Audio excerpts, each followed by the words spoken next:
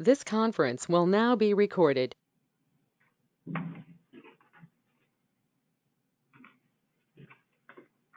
Okay, good evening and welcome to everyone to the June 28th special meeting here at the Town Hall of Edgewood Commission Chambers for a meeting. So welcome, and we'll do a quick roll call. Commissioner Anaya? Here. Howard? Here. Brandon? Here. Donner? Here. And I'm here. So we'll stand for invocation, pledge, and salute.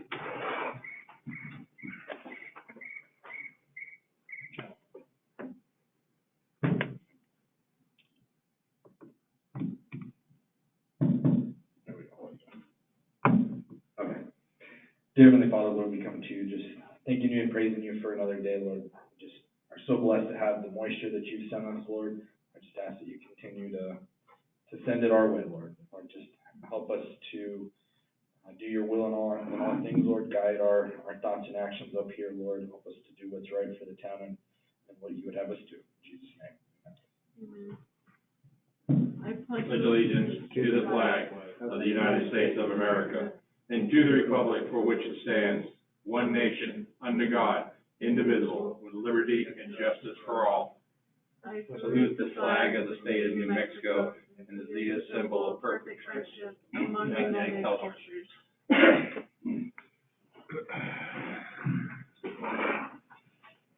Okay, we need a motion to approve tonight's agenda.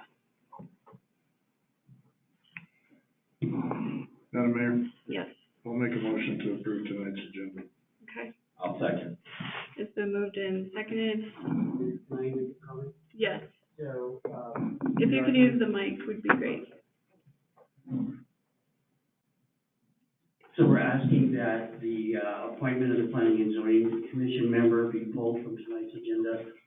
We have traditionally had a parallel track between Planning and Zoning and the Impact Fee Committee, and when we reviewed the Impact Fee Committee requirements, state law has certain specifications for impact fee members, and so we just need to evaluate that. I don't want to have to go back and have to redo that. We need to kind of have some time to look at that.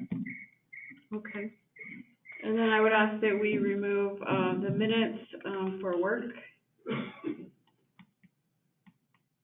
And so are those friendly amendments? When you say remove, you mean? To amend.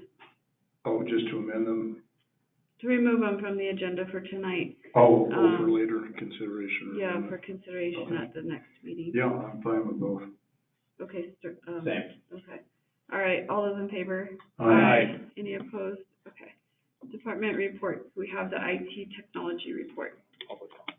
Sorry. Department. Public comment. Sorry. Public comments. Anyone here in the room? Maybe you better change your glasses. I know, right? They're not so good. Anyone here in the room like to come up and make comments? Anyone online? And it looks like we have caller 3. Can you unmute caller 3?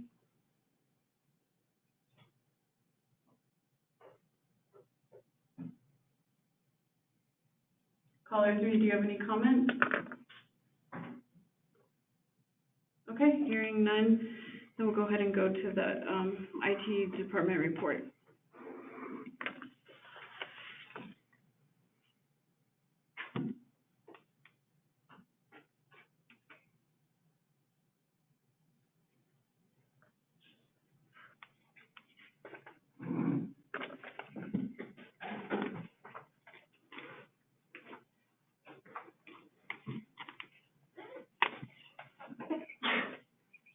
Bless you.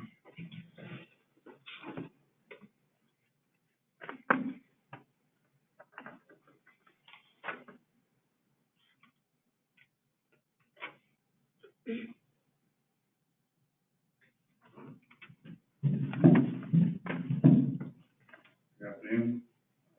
So my presentation is about the audio project. I'd like to see if I can get approved. And it's pretty much a breakdown of what equipment it has and explaining the cost for it. So for the equipment, it has, we're gonna have two HD video conferencing cameras. So they have, pan tilt system. They're gonna have a drop-on mount, they're gonna be mounted on top of the rim, and I can control them from, a laptop. Either with a controller or keyboard. The mid-gear line is this switch.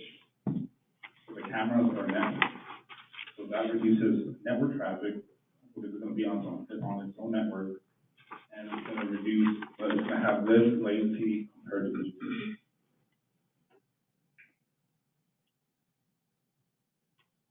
And the Azure, BLX 14 are the lavaliers. They include the earpiece, microphone, and the body pack transmitter. So this one right here.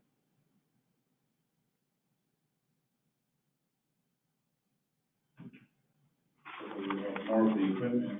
So we're gonna have the Harman DDX AFS channel advanced feedback. So this piece of audio equipment right here, it reduces annoying and potentially damaging audio feedback without altering your sound. So any popping or feedback that kind of messes up the system. Then this piece of equipment right here is the MDA3 stereo. It just balances out the stereo system. It's kind of necessary.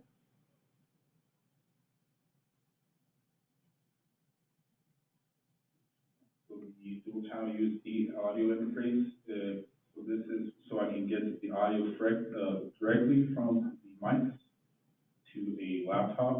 So we can get rid of the phone. So it'll be straight and clear to the go-to platform.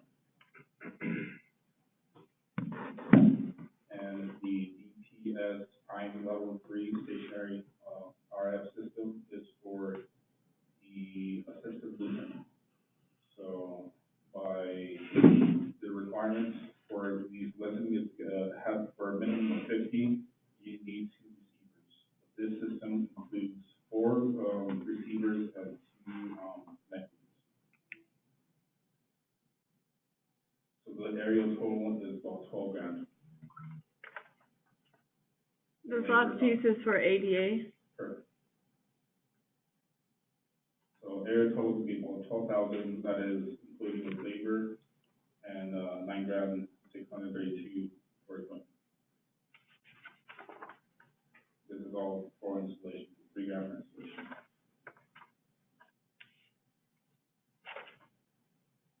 And we need to house all this new equipment with our current equipment.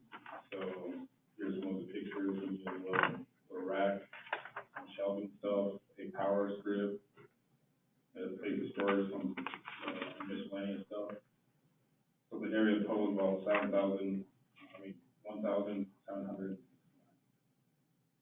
So labor is going to be about $400.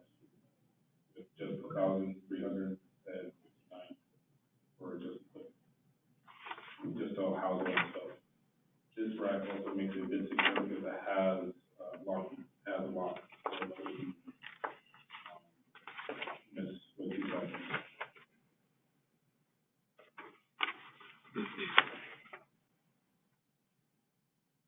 So the grand total is going to be 14,681 with 30,000 cost.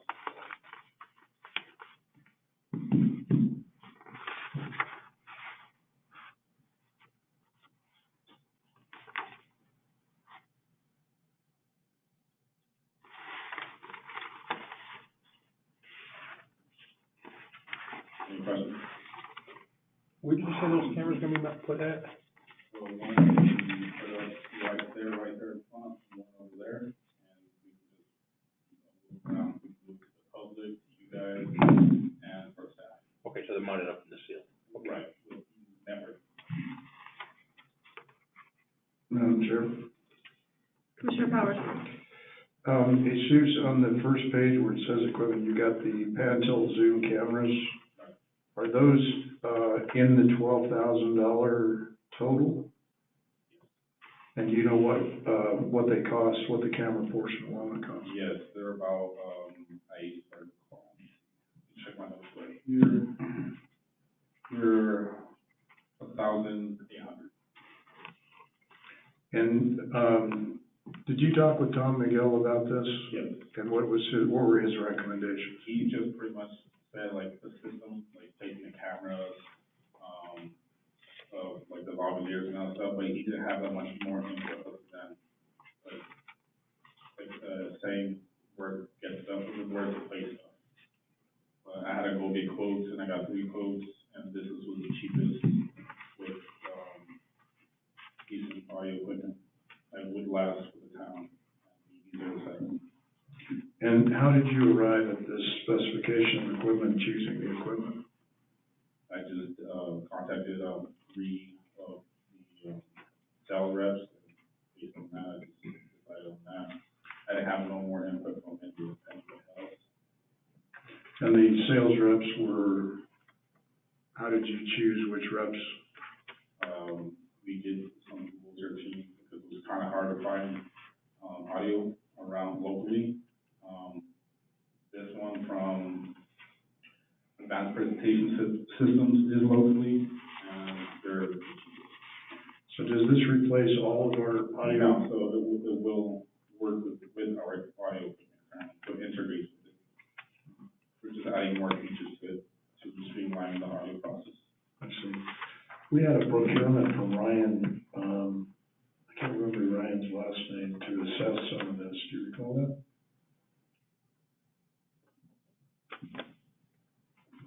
I don't think it was for the. It was to assess our audio visual stuff, because that's his business. I can't remember, do you remember Ryan's name, Audrey? Penfold. Yeah. Oh, Penfold, yeah, sorry.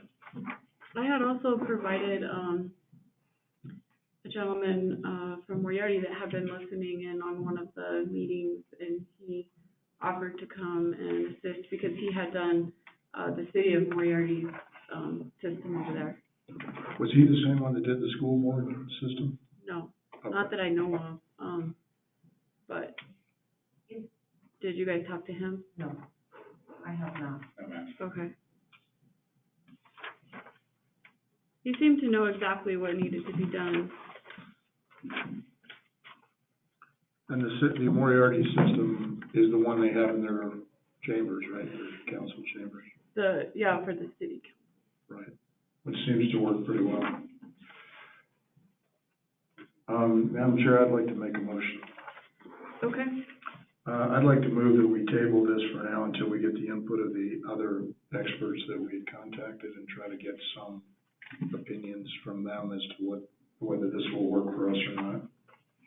Okay, and it's not on here for, well, I guess it is for action, but, it doesn't specify, there's no request on the agenda here. I thought this was just a department report, so I didn't know we were actually requesting any type of procurement or anything. So, I don't know if we just wanna accept the report or, Well, or it just says bring it discussion back. and action, so I just thought we'd table it for now, accept the Okay. report and table it for now until we get the other input. Okay, and so tabling is kind of a funny thing, like you can, table to a date certain, or you can just, like, not take action and then bring it back when it's time. I think that'd be more appropriate, because I don't know how much time it's gonna take to get this other information. Yeah, it might so. take a little bit. Yep. So I So- have one more thing, okay? Oh, sure. This was built by an audio engineer, that I gave him all the equipment we had, and Mhm. he made this work, all this equipment will integrate with our current. Okay, And is he the sales rep, the same as the sales rep? They have their own team, What company was that? Advanced Presentation Systems. Did he give you anything in writing related to this? No, not. Okay, I'd appreciate it if you would.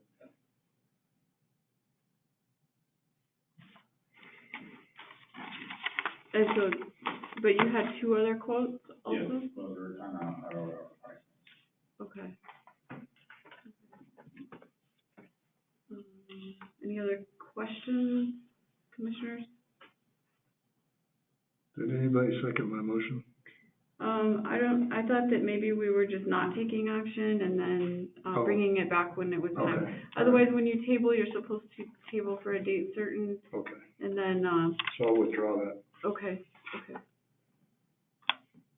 Any objections or anything else? Madam Mayor, one question. Commissioner Brennan? Is this a company out of Albuquerque or they're out of Albuquerque, so it's basically local? All right.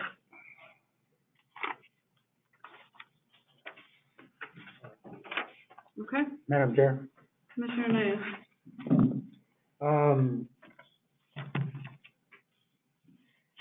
this is one of the projects that we started talking about from day one. And, here we are in June, and, we're still trying to table it, still want to table it. I think that we need to,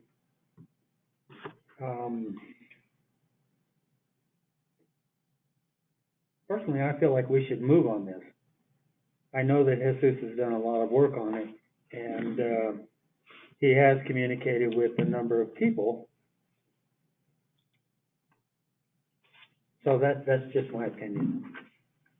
Okay, do you have a motion? Or you just wanted to have input? Well, I can't make a motion, it's not really a, It is an action item. I mean, you can move to accept the report. I would not recommend moving to anything on procurement, because it doesn't talk about that here. You know, it's not listed as action for procurement. So, but, you know, as far as the report or something, you could make a motion if you wanted to. Madam Chair? Yes. So are you saying from now on that any report that comes in that says action must say for procurement or? No. There needs to be reasonable specificity as to what action would be taken. And so this is just a department report, just like all the other reports from last week. And, the only thing that we really do with the department reports is, you know, accept them. We move to accept them after we've asked questions. And so, you know, it wasn't specifically listed here as something was being brought to the attention for us to vote on a specific, project or procurement. Normally, the department reports are just, you know, informational, and then we accept them. Madam Chair? Yes. Jesus, how many times have you brought this in front of us? Twice.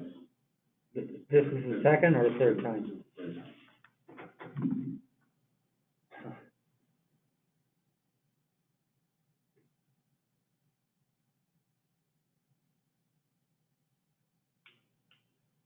Madam Chair, I'd like to make a motion. Commissioner Naya? I make a motion that we accept the report, with the,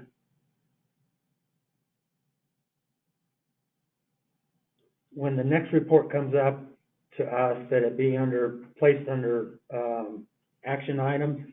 And along with those, Jesus, can you please bring, the other information that, the Commissioner Powers asked for? I can do it. So that we can, get this item moved and get it installed. Because I know there's a lot of people with ADA issues that cannot hear, and I'm one of them. So, please, let's just get that done so we can move. Thank you, Madam Chair. So we have a motion on the floor to accept the report and then bring it back next time as an action item and include the information that is needed. Do we have a second?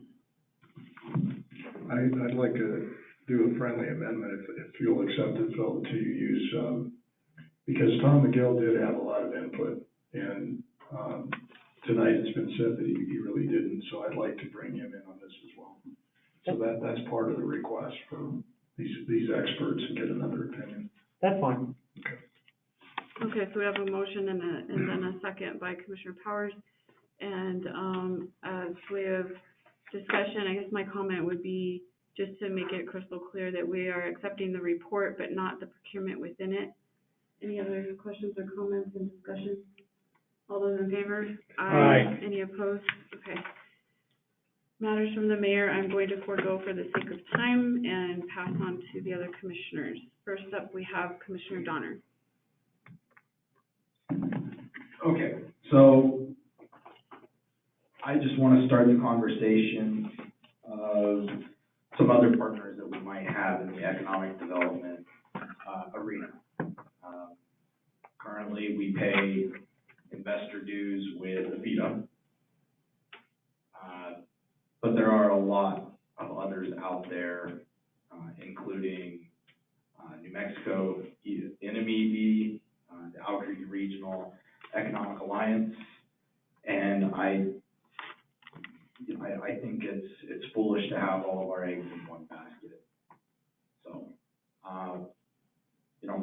what I'm recommending is lowering our membership dues with Avita and starting to explore some of the other arenas out there for economic development associations that might have a little bit more bandwidth and things to offer the town of Edgewood.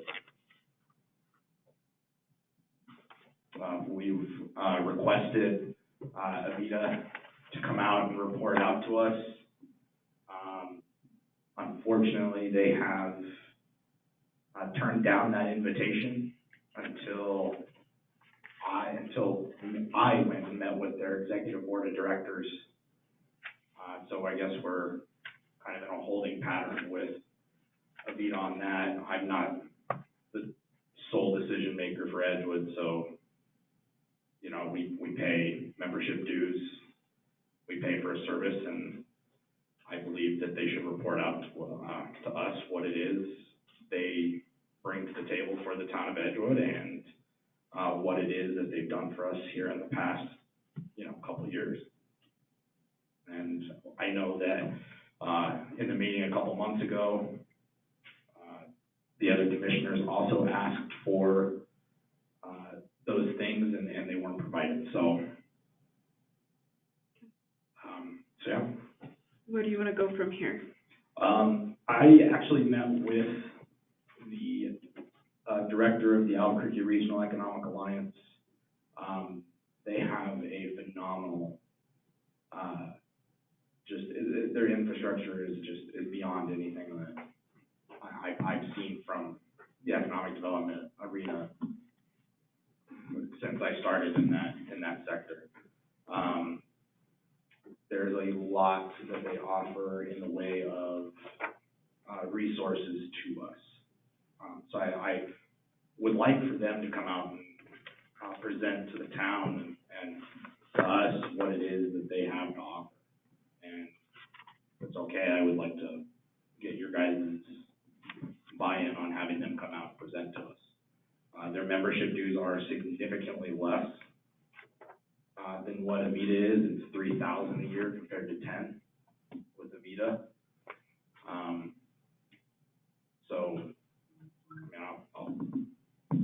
What do you guys think? Should we have them come and present to us? I think that was already the standing request. Okay. All right. Well, then I'll coordinate that with Kay and we'll get that set up in the next month for an area to come out. Okay. And talk with us. Okay. And let's see here. Any other topics?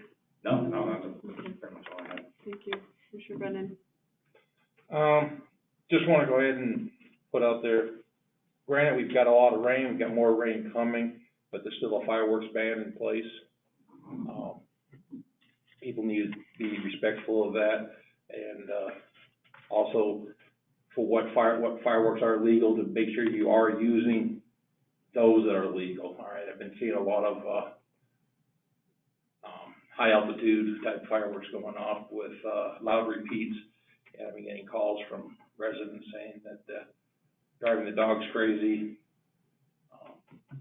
I know how everybody likes their fireworks. I mean, God knows, when I was younger, I probably was one of the biggest offenders until I started to learn the other side of the story on it.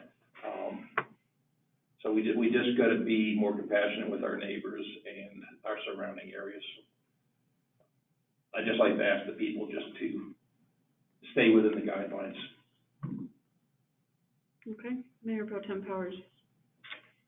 I was just thinking about that issue, and we're about 6 days away from July 4th, and I know the ground around my house is pretty saturated, and I'm just wondering, do we have any objective measures on when we lit fireworks bans and when it's appropriate not to, or to? I mean, I don't know, I've never heard of an objective measurement, but you know, it's, and maybe in 6 days, if it was like it is today, maybe it'll be dried out again, I don't know, but I'm just asking the question. Because, you know, I don't like to limit people's rights without good reason, and certainly fires are a great reason, but the question is, you know, when is it appropriate or not? Chief, did you have any comments on that part? No? Okay. I agree. I think that we should know the lines there, and, you know, it's a form of patriotism and something that is important to people if it's not, you know, gonna be dangerous if it's within the lines. But I guess your question is, what are those lines? Right, So, right, yeah. and how do we find out what they are if we don't know what they are? So I see there's a comment from the audience, maybe we could get some input from Tim Miller, if, without objection, if you guys are okay with it. Is there any objection from the commission to hearing from Mr. Miller? Could you come up to the mic, though, Tim? Okay, thank you. Come on up. I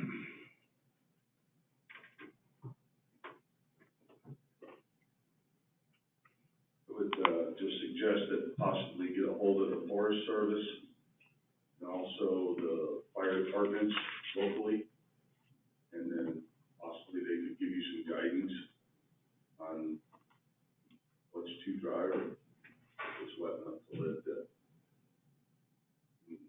grass will dry out real quick. Yeah. Which will catch real quick, but it'll still burn on wet soil. That would be my suggestion. Okay, yeah, I appreciate that. Thank you. Any other comments? Commissioner Anaya? Thank you, Madam Chair. I have a question for Commissioner Donner. If he would, like for me to set up a meeting with Alveda so that he can understand, policies and procedures that are set by the board of Aveda, just as we have policies and procedures and we try to follow those.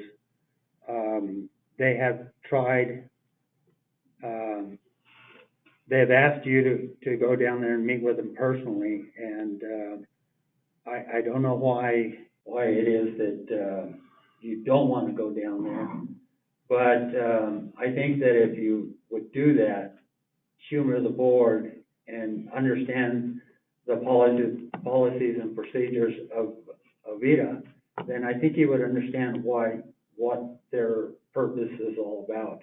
And also, just to kind of give you a little heads up,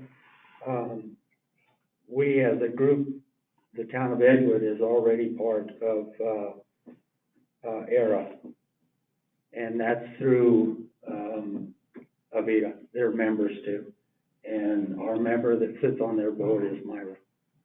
So that's actually, let me start on a couple little things here. That last statement, according to Danielle Casey, the president, Aveda is not a member of AREA.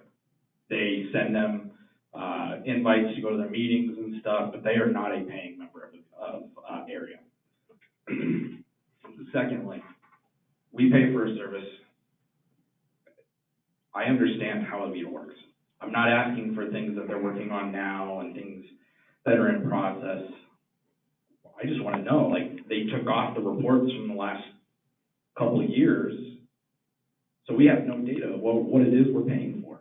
We need to be fiscally responsible with the town's money and our constituents' money. We need if we're gonna pay for a service, we need to know what it is we're paying for. Like, you're a contractor, so if somebody asks you, hey, what is it I'm going to be paying for? You're gonna tell them what it is that you're paying for. You know, I'm all right with meeting with the board, but that's not gonna change my mind on, and I don't think any of the other commissioners' minds, when we need to know what it is we're paying for. You know, it's simple. Like, does she have a proposal for us? I mean, what is it that we are paying for? There hasn't been an updated report. There was, and I don't know what happened to them. They're not on the website any longer, but Avita usually publishes all of their reports, their year reports, on their website. The most recent one is 2018. There hasn't been very many updates on the website. I mean, Phil, you're one of the board members, and you're not even listed on their website. So, you know, I don't know what me meeting with the board of directors is going to accomplish. I have no qualms with meeting with them, but I just don't see what it's going to accomplish when they used to come every July and report out to us as a town. Madam Chair, Commissioner Powers? I just have one, I remember that meeting, and I remember, Myra Pancrazio saying that she would come and present what they had done for the town, and I'd really like to hear that. I know, I don't have any objection with individual commissioners meeting with them, but I just would like to hear it myself. And I can't, without a rolling quorum, we can't do that unless they come to the commission meeting. Yeah, that was the request and the commitment, the word that was given, and I don't have any objection either to you meeting with, you are the alternate board member, so you should be fully aware of all the meetings and even attend meetings and stuff.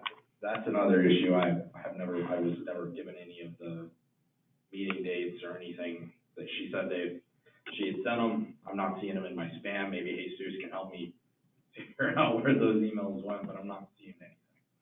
So, again, Phil, I have no qualms with meeting with them, but it doesn't accomplish a whole lot when we are not a sole decision-making body here.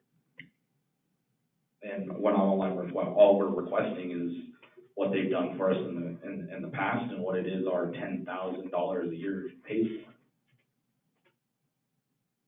Madam Chair, Commissioner Naya? Commissioner Donner, if you look around and see all the businesses here and see how they're thriving, the gross receipts that come into this town is not by 100% of local people. It's from the entire community. And those are even businesses that are in the town, outside the town. So they do support us, and they support us dearly. And I, for one, believe that we will be able to utilize them a lot more in the future as soon as we can create our infrastructure, get everything moving to where we can get businesses in here that would be willing to come in, and there are some that will do it. In fact, they've already looked. So I just ask that you please go meet with them and let's get this in the open, that whether you agree with them or not, and then let the board decide whether or not we should pay our dues or not. That's all I'm asking. I'm not stating that we don't state members, Phil. I think they do bring value to the community, and I don't discount that. But I want to know what it is we're paying $10,000 a year for. I see, Madam Chair, somebody'd like to speak if there's no objection. Come on up, Mr. Seegers.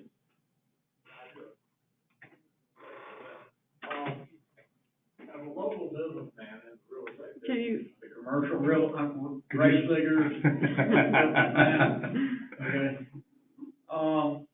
We look to Avita or any economic development group to have good statistics on demographics.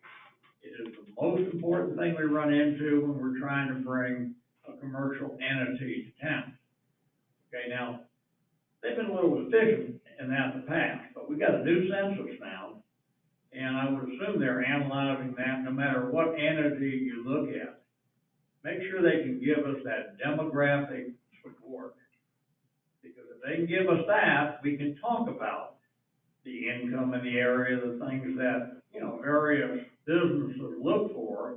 And this is how they select their retail locations. So we need a fairly sophisticated source of that kind of information. And, you know, the video's been a little deficient in that. We got a brand new census now, so that ought to be easy to get updated, and it ought to be available, you know, if we make a request either through the town or however proper to approach that type of thing. But those demographics are critical, and I think are a primary function of that type of entity. Thank you. All right, thank you for that, discussion. Matters from the interim clerk treasurer.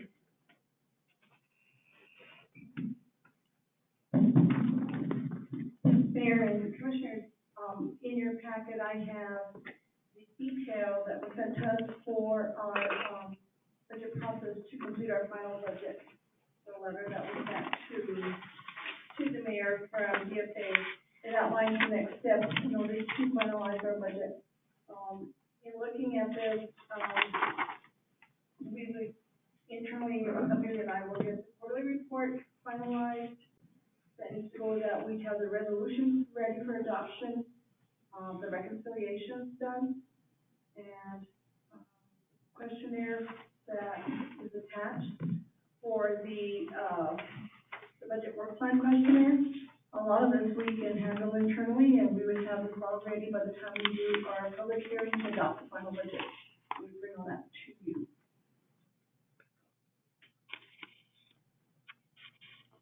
Okay. Matters from the interim town manager. Excuse me, I have one more. Okay, go ahead. One more, just real quick. We received phone calls from the weekend, of course, of having the dumpsters outside. By Friday afternoon, not quite late afternoon, they were full. So I authorized that we order 2 more, and they delivered them, and I understand by Saturday early they were full again. So for the next one, I'm going to order a total of 8 instead of 6 dumpsters. That would be for the August 13th, 14th dates, I believe is the next one. So I'll make sure we'll try again to see if we have enough dumpsters. The staff that was out there, we received another phone call. Of course, we received complaint phone calls that we needed to have more dumpsters, but we received a very nice one today. The lady called and said that the crew that out there they were very helpful. They helped, and they appreciate it. They also appreciate what they've done around the town as far as our roads and our cleaning up, and she was very appreciative. She wanted to make sure that the commission was told and that the crew, both the road and our maintenance people, were given the compliment that she had to offer. The other thing, another question that the crew did bring to us yesterday after all of this was completed is that they had a lot of vehicles coming that were pulling trailers, and they had a lot of construction materials. Some of it was bricks. I do believe we're going to end up paying overage fees because the bricks were very heavy, and after a certain weight, they charge us per ton, $50 per ton. So they were wondering if we should continue accepting when they bring these long flatbed trailers full of material, or do we need to put any kind of guidelines other than what's not acceptable? We had a guy dump a washer and a dryer, and they made him take it back out because it's not acceptable. Okay. So we don't know if you want to continue what we're doing, or do we want to kind of streamline how many trailers or how big the load in the trailer is that they're bringing. Ben? Yeah, the rules on the flyer at least said no trailers, said vehicle loads only. So that is, maybe we just need to make it more clear, big sign on the driveway or something, but that is a rule, and we need to probably enforce it a little better, because you can't have contractors coming in, just filling up the dumpsters when the residents are the ones that need it. And they could easily just drive with their trailer over to the transfer station, right? Okay. All right, the other question that I had for the commissioners is, it's my recommendation that we do this again in July and not skip. And I see thumbs up from Ben as well. And I really appreciate the hard work that the employees gave. And so if it's not gonna be too much trouble for them, I think that it would be fantastic if we could get another one in July. And I don't know that 8 is gonna be enough. I'm thinking 10, because if we ran out Friday by midday, then just 8 is not gonna even cover it. So, statutorily, we do have some responsibility to provide for waste management. So this is something I think that's important to do. So if you guys could, maybe just give your feedback to the town manager. I mean, I highly recommend that we do another one in July. It's summertime and people are actively cleaning, and we want our town to be clean, so. So Madam Mayor, we have July, we can schedule July, we have August, and then we have October. as the Okay. Final. Okay. So I guess we should consider about September. I'm not sure. People, they might be busy getting back to school and everything. I don't know. But maybe we see how the next couple go. Okay. All right. And, Kay? Yes, first of all, we want to introduce Officer Nick Brown, and I'm going to have Chief Lobato do the introduction.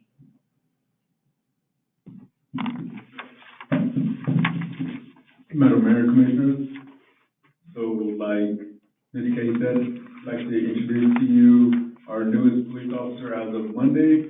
It's gonna be Nicholas Brown. And if he looks familiar to some of you, it's because he has worked for us before. We couldn't be happier to have him back. All right.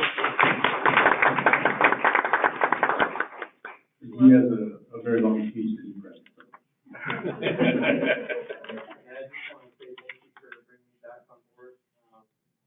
And I worked here for 3 years and, missed it the second I left, so appreciate it. Welcome back. Welcome back.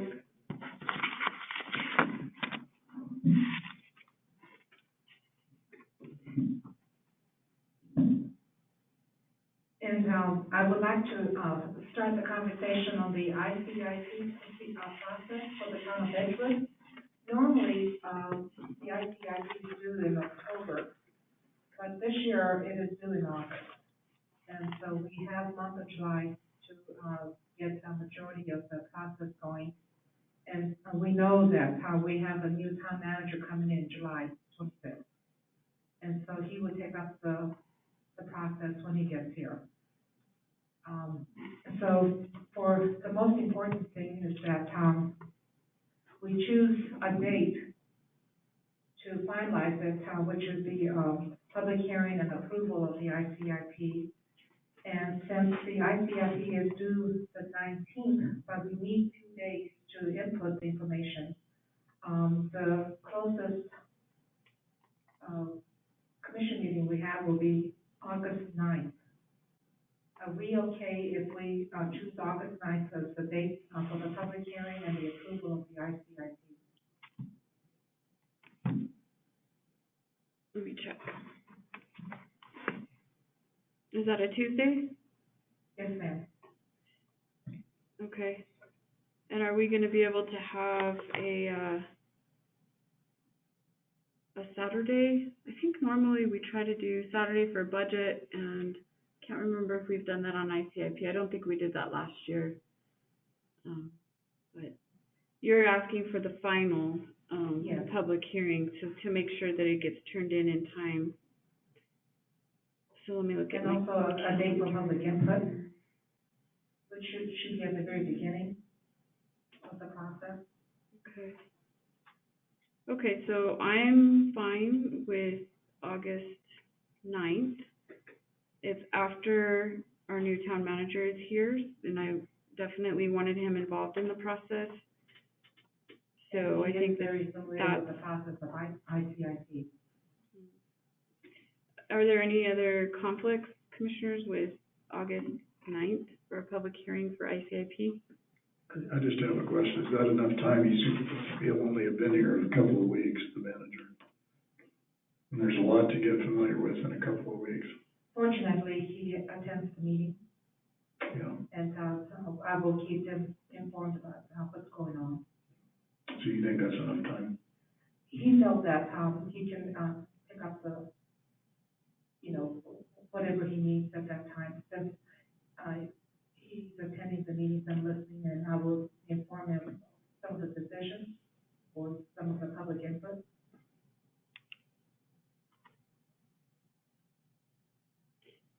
Okay, so August 9th is okay for the public hearing? All right, and then you needed to ask about the meeting prior to that, right? What date did you have in mind? For the public input, Yes. any of the dates. Prior to that, if you wanted a Saturday, or in July would be preferably. For the first week of July, the next, agenda of July 5th, I will be bringing the call for public hearing for the ICIP, because I need 2 weeks plus to make sure it hits the newspaper, and we need that, the July 9th publication. So on the next agenda, I will be coming in and asking you to call for public hearing, for a motion to call for public hearing, so that I can start the process and get it into the papers to meet the timeline. Okay, for August 9th, right? Yes, ma'am. Okay. Yes, July 5th for August 9th, because I need 14 days plus publication time. Okay. A little over 3 weeks. Okay, so, but then we can also, maybe we can just put it on our regular meeting agenda to get public input at a regular meeting prior to that, right? That doesn't have to be a public hearing, or do we need 2 public hearings? No, I think there's only have one. But we can have public input at our regular meetings, is what I'm saying. Yes. Okay, so then I think we just make sure it gets added on to our next, regular meeting agenda. Okay. Thank you. Thank you. So that's on July 5th, if that will happen, or will that be the 19th? So that's a good question.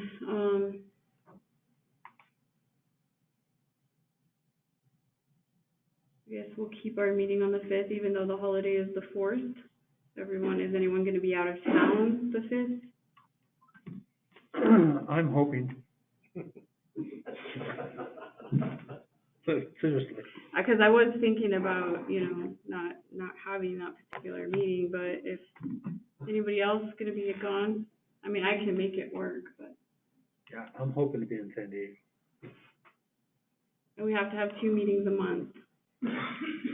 Yeah, so, I mean, we could do,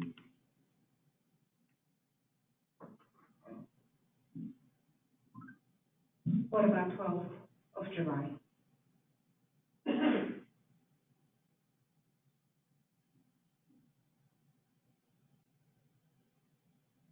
That works for me.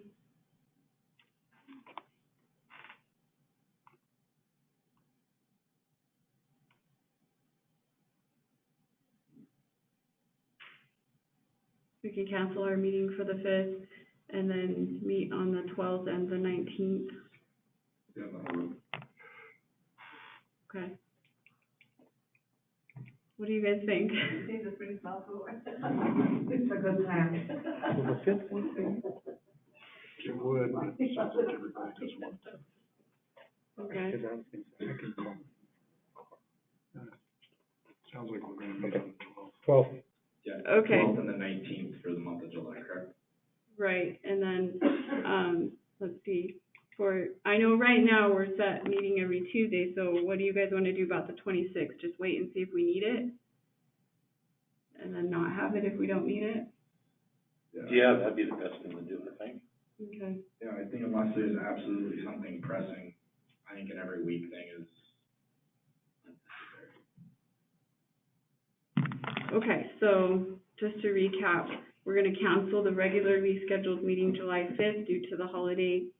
We're going to talk about ICIP on the 12th and possibly, the next week, the 19th. And we will not hold the meeting the 26th unless it's necessary, and then we will. So, does that sound good to everybody? Okay, I think we have a process. Thank you, Kay. Thank you. Next, we have appointment of Animal Control Advisory Board, Dana Stryker, and we heard from her at the last meeting. And I would like to make a motion to appoint her to the Animal Welfare Advisory Board. I'll second. It's been moved and seconded. Any comments? All those in favor? Aye. Any opposed? Okay. Thank you, Dana. Welcome on board. Yeah, it's great. Appointment of, Police Chief Interview Committee.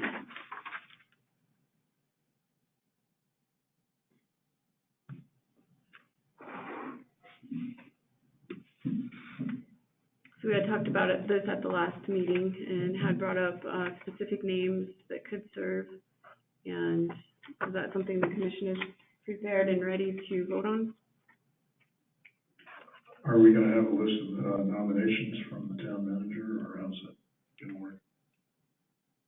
She had, do you need time still to choose from PD? We were going to, ask for volunteers and then, have a raffle.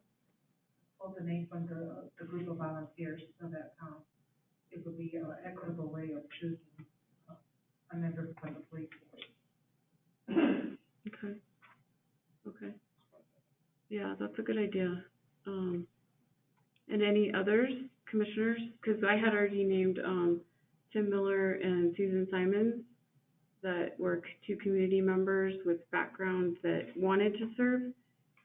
So there's no objections there. And then, do you have anybody else? What about Frederick Osovich, was he? Yes? He will be. Okay. Okay. Madam Chair, Yes. we just have hired a new employee that just happens to have a lot of experience with, state police. Maybe Okay, she would will be, not be, she's the admin person, right, so, but she has a ton of experience dealing with officers. I would prefer not to use her. She's new to the position and new to the employees and someone. And so Maybe the town manager, incoming town manager instead. I think that would be great. it would be wonderful. Okay. Okay. Okay, just putting it out there. She will be, helping to coordinate the process of advertising and, setting up the meeting. Because of the administrative position that she's going to fill. So she will be part of the process, yes, not making the decision. Are we, talking about any of the commissioners? Mr. Governor? So we have 1, 2, 3, 4, 5. Yeah, it was something that I wanted to be involved with too. So we have us two. So I'll go ahead and make a motion. So just so that we have clarity of who exactly. Oh, we got a message. Madam Mayor, Yes. please know that I'm not being disrespectful, but as you would be the one to appoint, would you be on the committee? Yes, because how would you know who you want to appoint? Because it would come from, your committee and who they are recommending. I'm not being, Oh. asking, for. That's a good question. I just don't know how I would be able to make that determination without knowing the candidate. Well, Yeah. I mean, there would be a step of final interviews, I'm assuming, as well. I mean, this is just the preliminary interviews. So I think maybe you should. Well, and just for clarity, the appointments can be made, or nominations can be made by any commissioner on the agenda. This is more of an advisory committee, but it doesn't limit nominations. Yeah, that's a good question, actually. The municipal league training says otherwise, but we do need to check that for sure. Yeah, that's the council mayor form. No, it's under commission manager in their training, but we need to check that. Oh, What is it? we have messages from, our new town manager. All right, great. Thank you, Scott. Okay. Can we clarify one more time then, because we're not equal on the numbers, on the, how many members? I have Tim Miller, Susan Simons, a PD member, Brett Scott. I got two PD members. Okay. Okay, go ahead. Scott, Commissioner Donner, and would you have, our current manager on that board also? If she's still here. I would prefer not to because I won't be able to finish it. Okay. The new manager will have to live with them, so. Yes. Okay, so then, and Commissioner Powers, you would be willing to serve? I would be, but I'm concerned about a rolling quorum if we've got. Okay, so here's I'll make my motion here. Okay, so I move to appoint the following people to a police chief interview committee. And this committee will narrow it down to, I'm gonna say 3 finalists, if we have that many. In which case then I can interview, at that point in time as well, so that I can have at least some, knowledge of the people as well. And the following people, 2 PD, employees chosen as volunteers first and then just randomly drawn, okay?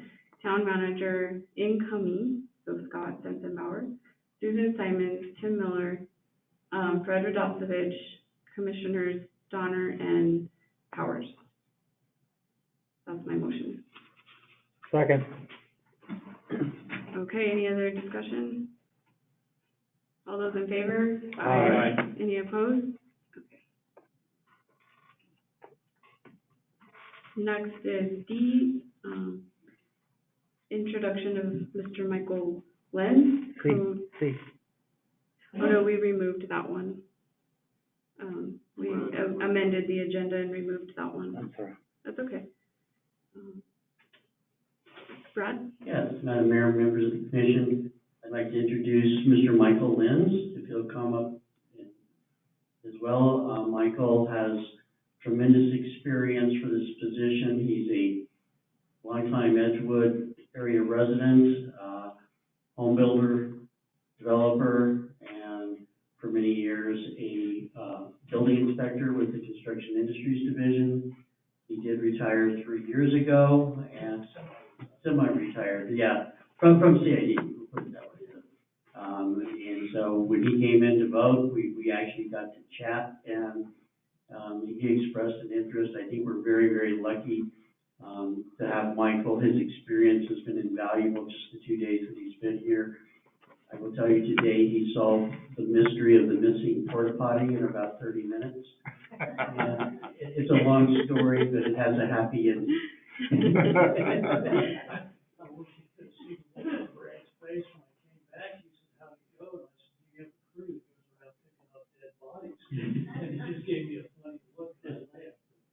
I was able to get a hold of the owner and hopefully we got to take care of it. I appreciate the opportunity, and I told Brad this morning, I says, it's kind of tough to sit back for 3 years and then jump back into the fire, but hopefully in a couple of weeks, get back on speed again. So thank you. Thank you, Welcome Michael. aboard. Welcome. Thank you. I'm glad you're here. All right, thanks. Appointment of Parks and Rec Advisory Board Member Diana Boyd. KR, do you have any comments? You can introduce yourself to us. Thank you. Not that I've been coerced in. You have to go, I have to talk. Yes, I'm Diana Boyd. I've been a resident, in Edgewood, particularly for 14 years now. I'm an outdoor enthusiast. I just recently, retired. I'm an educational diagnostician, special education teacher. Also have a background in recreation. But most importantly, really what gets me out here is I'm a trail enthusiast. If I go out someplace and there's not a trail where I think there should be one, I go, oh, eventually I make one. So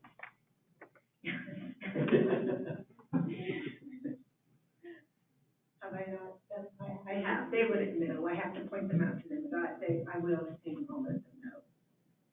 I don't know what to say, I just know where they had to, how did I do? You did great. Any questions? Welcome. I only have one, and who coerced you? They'll only tell you, Kayla, if you're bugging me for a few, no, and no. Then he comes, when we live close by. Then he comes and he says, Diana, I went to the meeting, and I was prepared to nominate you and say your name, even though you told me no. But Ben Wilbank said your name first, and I'm like, who's he? I don't even know who he is, how did he know my name? So, together, I think, they're okay, but they seem like a good group. I could whip them into shape. They are a great group. Well, thank you for volunteering, we appreciate it, and I'll go ahead and make the motion, to appoint you to the Parks and Recreation Advisory Board. I'll second. All those in favor? Aye. Any opposed? Okay, thank you again, welcome.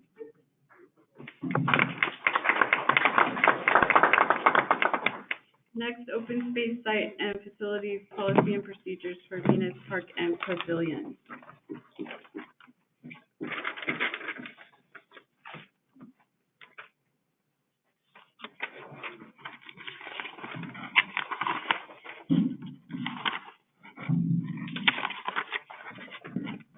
Mayor and Commissioners, in your package, you have the revised policy procedures, and for the last discussion at the last meeting, as you can see, we did add, special use permit required, and on the back page, some people were asking, putting together, the guidelines together for a special permit. And so, I've actually had somebody call already today about the archery instructor, so she's going to see what she can do and bring everything to us as far as the certification goes. What we just need to do now is create the actual, permit, so that they can have them sign on it, and also the attachment that we need that shows that they paid, anybody who's using the facility has paid their deposit, and then we can have when we return the deposit.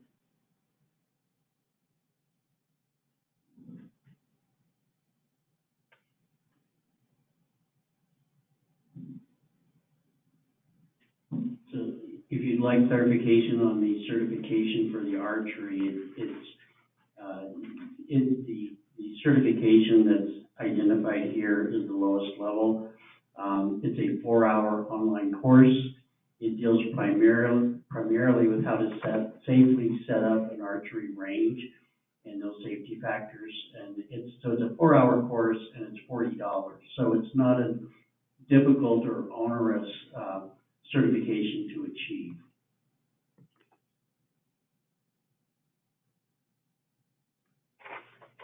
Now, what did you guys think about, the dawn to dusk, comment, and then also the motorized vehicles? Because sometimes those two things, it's not realistic.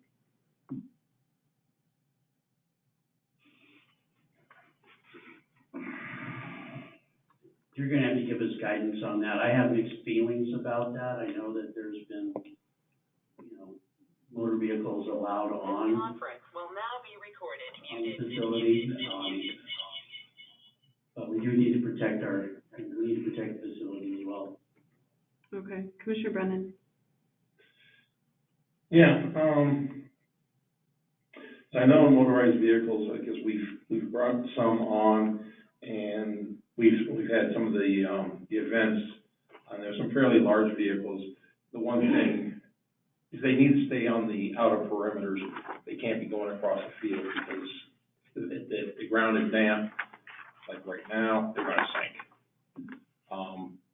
And even in that, we gotta make sure we take special precautions, whether like, putting down plywood where they can drive those vehicles over the plywood and just move the plywood to get to the vehicle where you need to be, so they don't sink into it. Because I know last year there were some serious ruts left behind. And, We could put a permissive use, or a special use permit for vehicles with a approved plan, with a plan approved by the town manager. Okay. I don't think we get too specific, but if they come forward with that type of plan and it seems reasonable and acceptable, then the town manager could approve that. I think we did talk about having the town manager being able to like waive fees. Well, that's what, you know. yeah, these permissive uses specifically are all by the town manager. I'm just saying, if you'd like, we can add a fourth one for motorized vehicles, subject to a plan approved by the town manager. Okay, so we could add that. If that's the will of the commission. Any objections to adding that special use permit for motorized vehicles with a plan and approved by the town manager? Okay, I think we're okay with that one. Madam Mayor? Yes.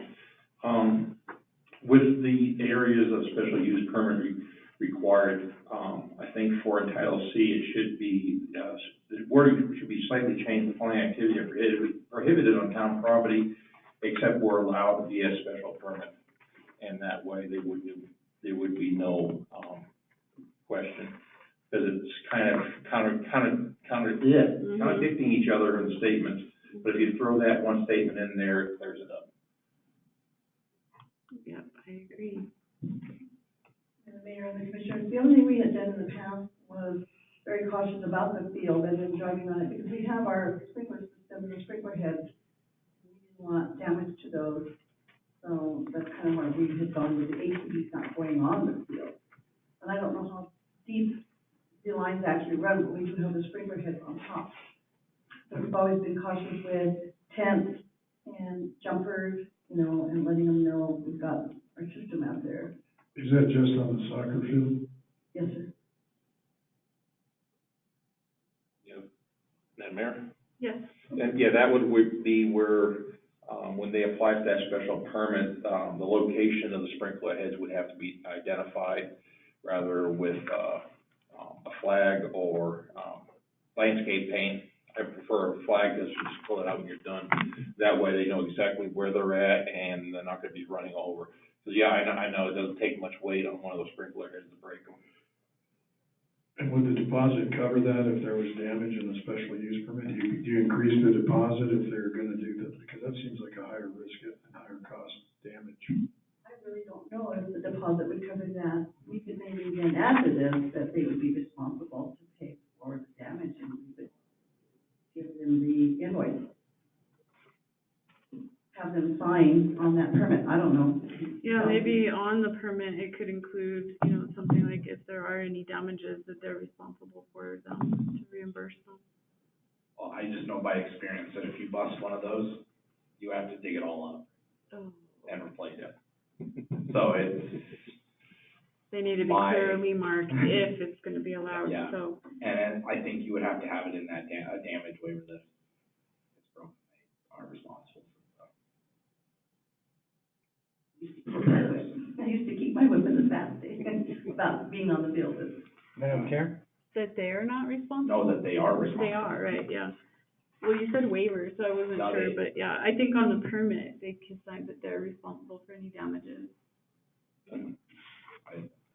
Leave your credit card behind. Yeah.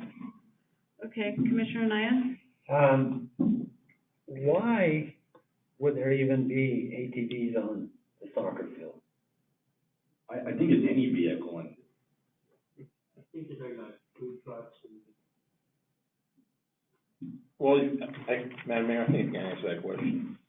If you think forward and possible things that can happen, we could maybe one day eventually have an outdoor, activities seminar or, what's the word I'm looking for? Or a show where companies could be coming out here to, you know, advertise their business as far as, you know, outfitters and stuff like that, and rent an ATV, so then you would have ATVs on the field. So you gotta think about possibilities in the future, and that way, if we're clear now, we don't have to be jumping through hoops later. Yeah, and like the dog shows, they'll probably have, like you mentioned last time, some RVs or, you know, other things. I could see ATVs if they're doing like setup of a stage, or, I mean, I don't know, there's probably all kinds of things that they would need to bring equipment onto the field for, so. I think Ben has some input. So, right, ATVs is just including ATVs to specify not just cars, but also ATVs. But, there's tons of times when you might have it. I mean, the Memorial Day event, we had food trucks out there, we had, you know, the car show, there were a couple of cars out there, so, you know, you could host all kinds of events if it were allowed. So in the permit, you just say that town manager has to approve the drive-in plan, and the sprinkler heads have to be staked out by either Manny or myself, or someone would stake the sprinkler heads out and give them a plan to drive on. And as long as it's a permitted event, you know, it doesn't necessarily have to be an issue. We just don't want people doing it all the time. Mm-hmm. So Mayor? Yes. I've written the following as a proposed item 4. It would say motorized vehicles may be allowed subject to restrictions per plan, a plan approved by the town manager. Plan will consider location of the sprinkler system and allow for damage reimbursement. Okay. Sounds good.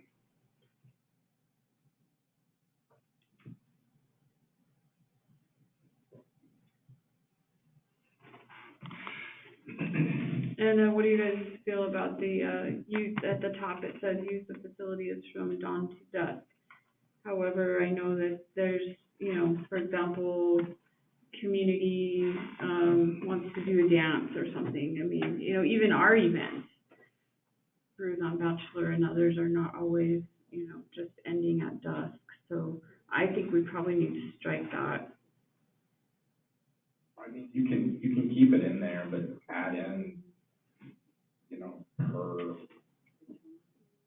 town manager, you know,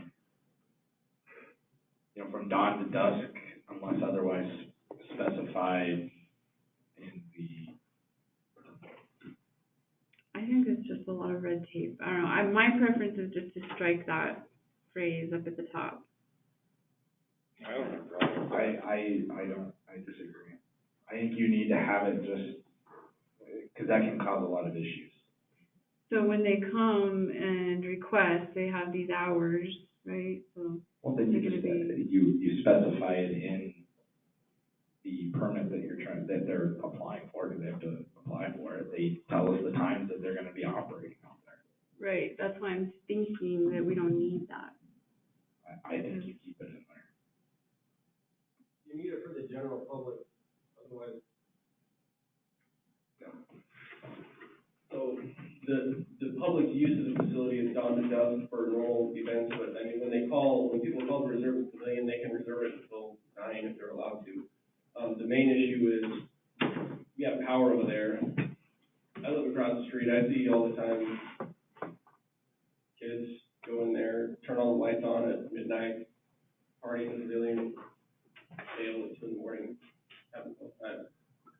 So I don't think we should allow that kind of thing. It should be against the rules. Again, if they're reserving it or if there's an event, they're free to reserve it till later. We just want to have it be an approved event, right? That's my input. So that would be general purpose use then? Yeah, like Not the special. sign on the park says dawn to dusk. You know, for just a random person coming in, it should be a dawn to dusk. So maybe we just say general use or public use or something like that. General use of the facility is from dawn to dusk. Okay. Okay. What else?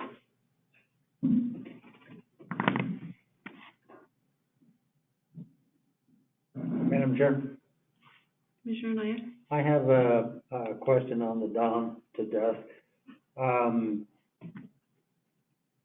Does the town have any intent to put lights on the field? Yes. There was supposed to be lighting at some point. Why? Just because then it could extend the time? Yes. Okay. So then, from dawn till lights go out. We'll make them solar with a remote. We can always bring this back if we get lights out there. Yeah, let's do that. Okay, thanks. Good idea. Just a thought. No, it is a good thought. Were there any other comments that we haven't addressed from the last meeting? We had some good ones from the public. I think we have one now. So go ahead, Mr. Seegers, come on up.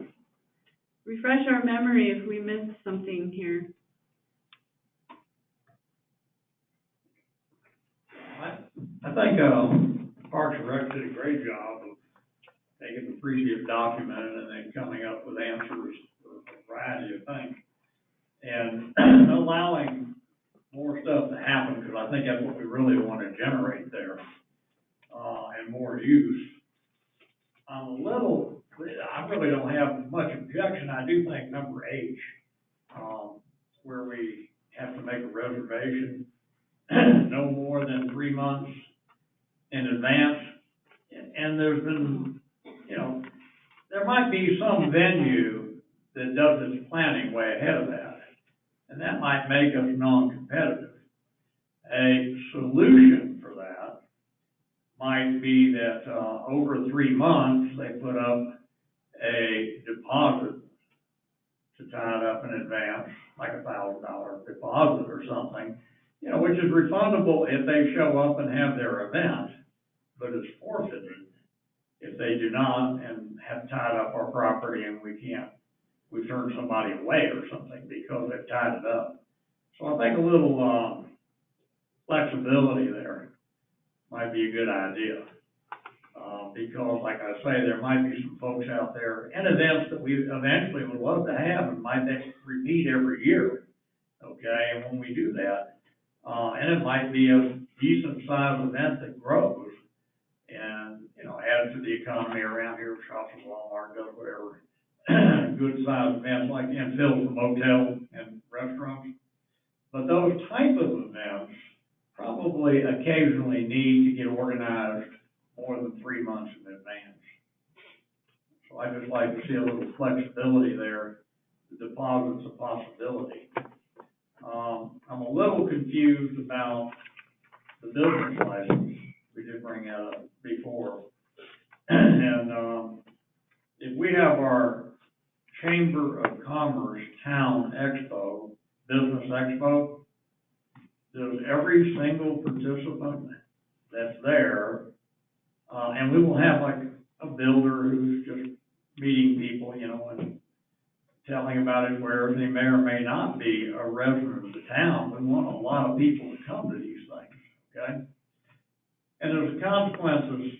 Do we really want to burden them with filling out a business license? Now, there'll be some people that have always showed up for these events that have arts and crafts, and lo and behold, they'll sell a couple of them. But the gross receipts is almost irrelevant in this type of thing. The real estate people that show up, we don't make any deals there, okay? All this is down the road. It might take place at the town, but very often it's residents that have businesses or people from our region, and we sure like to promote that when our Chamber of Commerce has this business expo. So whether or not everybody that might sell something for a profit has to go over and get it. How much is a business license now? $50 or 25?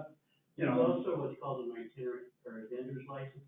I'm sorry. There's also a vendor's license protocol. Is there? Yes. So, well, that's my ignorance, and I didn't know. But, anyway, that's what I'm driving at for those type of things, business craft shows, arctic foods. Some of these things entertain the people in town, but yeah, somebody might sell something. I don't think it's evil to want to profit or have a profit on a one weekend venue. The other thing is that I don't know how Moriarty handled it, but there's a hell of an opportunity now to have a gun show. There was a gun show in Moriarty that was excellent. And the reason it was held there, it's very often held at the fairgrounds downtown, was our governor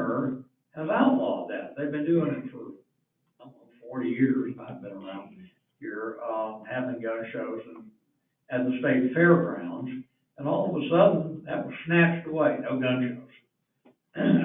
You know, that's an opportunity and a way to generate things, but I'm not sure all those, you know, people who show up at gun shows need to have business licenses either. So it's just some thoughts, and I wish you'd take a look at that portion of it. Madam Chair, Yes. I want to ask, a question, Brad. What is the intent of the business license or the purpose of it and the itinerant license? So the purpose of a business license, Commissioner, is to make sure that the business is aware, that the taxes that they report to the state of New Mexico are reported as from the town, within the town of Edgewood. That's how we generate our gross receipts. So for a basic business, a retail business, it's important that business, it gives us the opportunity, one, we do capture their tax ID number, and if there is a concern, we can always, you know, make sure that those taxes are being reported properly to the town. Historically, in the past, we've had issues with businesses just reporting our taxes to Santa Fe County instead of to the town of Edgewood.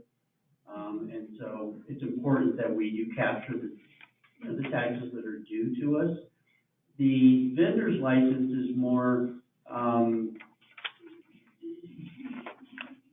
it kind of depends on the type of business, but if they are a tax entity, so if they do have if they're a regularly recurring type vendor, then the state law requires that they have a tax ID number. If it's an occasional, one-time type of event, then they're not. So we also have what we call an itinerant license, which is just a note. It's just basically, the only thing required, do you have the landowner's permission to be on their property? And so that's the protection that license or that allowance provides.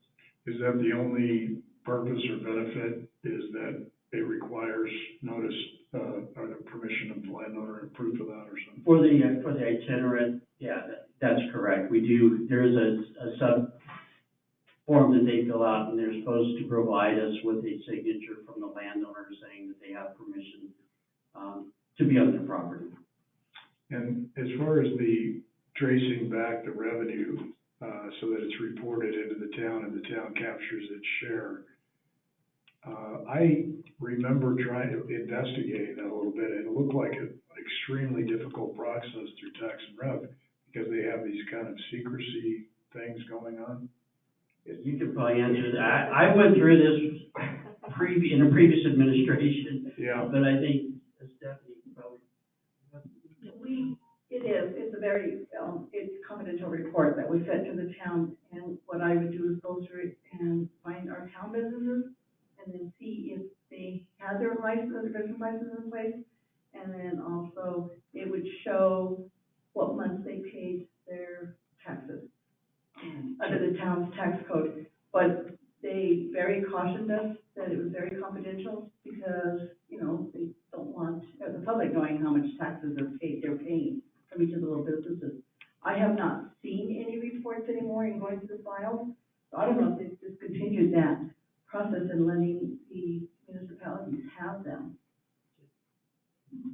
Comment, Commissioner, let me just point out, I will tell you from my experience, 95 to 99% of the businesses are very proud to have a business license from the town of Edgewood. Some people get really excited when they get it. I mean, it really is kind of a point of pride with a lot of businesses in the town. I can't think of any case where somebody's looked at it as being onerous. I had a woman the other day who was calling, can I get my license today? I just really, just incredibly excited just to get the license. So it gives us the opportunity to educate them so that they do understand. Because in some cases, like in the case of a contractor, for example, and most of them know this, but they don't pay. It depends on the type of contractor they are, but typically they pay their taxes in the jurisdiction of where the construction project is. So it gives us the opportunity to provide some education to them as to, how that tax is reported and how it benefits the town. But as a practical matter, in order to really figure out whether we're capturing the revenue, you would have to go through their tax ID numbers on the business licenses, and then you would have to trace that back, which sounds like it's almost an impossible thing. We did, I will say, when I was in the administration, we did have an incident where we had a major retail establishment, that was paid, and their corporate office was, I think, out of Atlanta.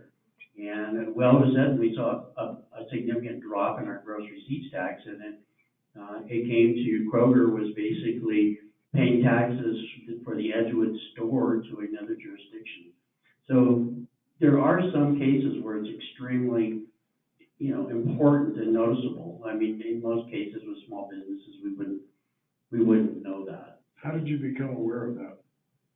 When we saw a huge drop and so we kind of just guessed, it looks like that's revenue for X number of dollars, and we knew that, and so we did check, I think, and we realized that we were getting gross receipts taxes out of Bentonville, Arkansas, so the next best guess was Kroger, So in that case, you had their tax ID numbers. Did that in any way relate to or prove what you were talking about, or did you just go straight to Kroger? I don't remember how we did that. No. The reason I'm asking these questions is, we've all seen the abuse of business licenses around the country. I mean, they put people out of business by pulling their licenses, for not complying with, some rule of the pandemic or something like that. I haven't seen that in New Mexico, but that's always been an issue for me with business licensing is you have a right to earn a living, and you have a right, that can now be utilized in some way against these people, unless there's some really, powerful reason to do it. So anyway, I just wanted to ask those questions about it. It doesn't sound to me like it's been that useful. I mean, like you saw the drop in revenue and you were able to trace down where it came from, but I'm not sure that the business licensing was a component. Yeah, I take your point. It's well taken. I think that may be a fair assessment. It's up to the commission to decide. This is, I will say that I think, when people don't get their business license, they get upset. Well, they're used to it. Yeah. But I guess I understand your point. the last question I've got about that issue is to really enforce the revenue connection part of it, you would also have to be aware of businesses that were operating that didn't have a license. Is there some mechanism that makes the town aware if that's happening? I think the only requirement is that I think the ordinance requires that the license be posted if it's a public business. If it's a home business, I don't know how you would ever, not know that. I will tell you that there are certain entities, for example, we have several home businesses in Edgewood that are licensed by alcohol, tobacco, and firearms because they are firearms dealers, and they cannot have that license unless they can prove that they have a business license from that community. I see. So we're very cognizant of that, and we work actually with ATF. They've gotten to the point now where they just can call us and go, is this license good? Yeah. We can do it over the phone rather than having to provide them with documentation. Well, that's an important function. I appreciate you answering my questions. Like I say, I've got a kind of a issue with that, but I'll leave that for another day. Thanks for the answering the questions. Just a note on this piece of the question as far as business licenses too, I noticed that it does say the user requires a town business, so it's not going to be every single participant, but just the user that's making the application themselves. So I think that takes care of that issue. And then in H, I agree that we should not limit reservations to no more than 3 months in advance, and we do have a deposit already required. So, Madam Mayor? yes. On that, on H, my thoughts on that would be to change the wording where 13 to 3 month reservations required with deposit, 3 to 0 month, reservation of deposit. And by saying 13 months, it just gives that one extra month when people are trying to plan out annual events. It gives them a little breathing room. Why not just do first come, first serve, and just strike out the rest of it? I'm fine with striking it. Makes it simple, it's straightforward, there's no confusion. If somebody wants to book in advance, I do think that we do, some sort of fee somewhere in here that if they cancel, you know, without a certain amount of notice, then that fee is kept. That deposit. So you want to add I? First, let me ask Commissioners Powers and I, are you okay with striking this, or would you rather do something like Commissioner Brennan had suggested? Striking just may be reserved for no more than 3 months in advance. Right. I'm okay with that. Commissioner Naya? Yeah. Okay, and then, Commissioner Donner, for I, could you give us some wording, suggested wording for that?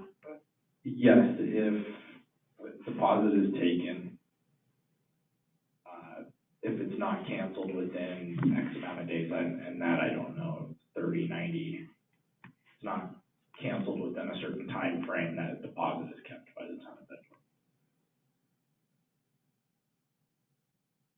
Is that, what time period do you think would be reasonable?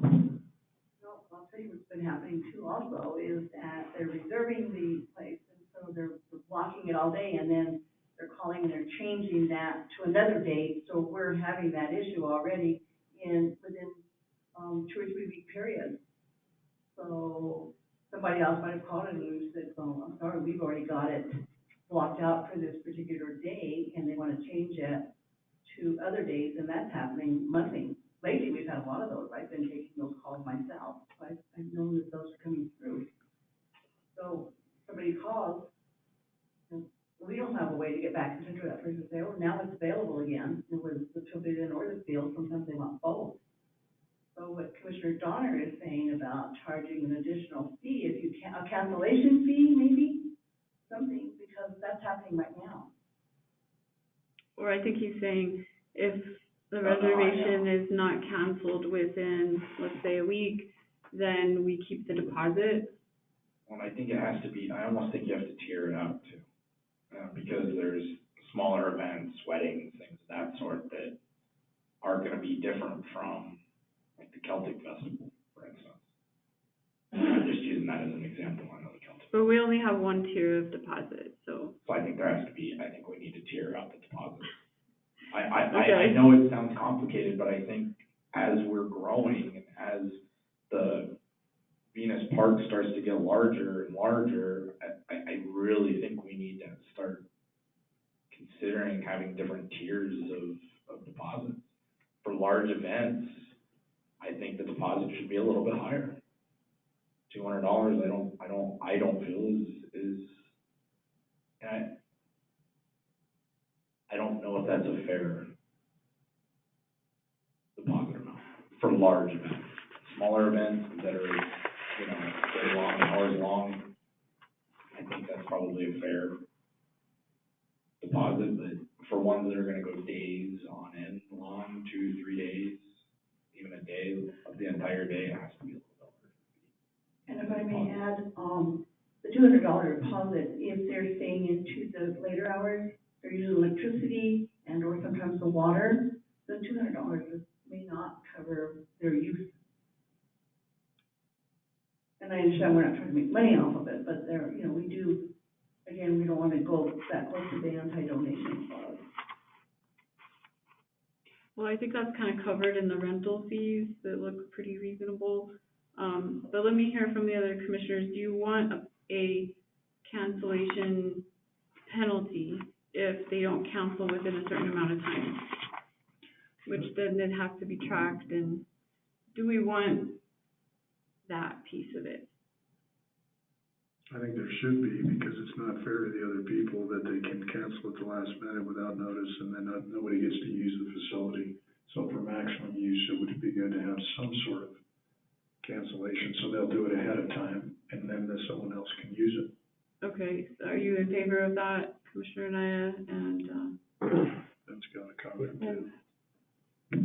and go ahead, Commissioner Naya. Yeah, Madam Chair, here's what I was kind of thinking about that, is the deposit will be forfeited if not finalized by 2 weeks with in advance of the event.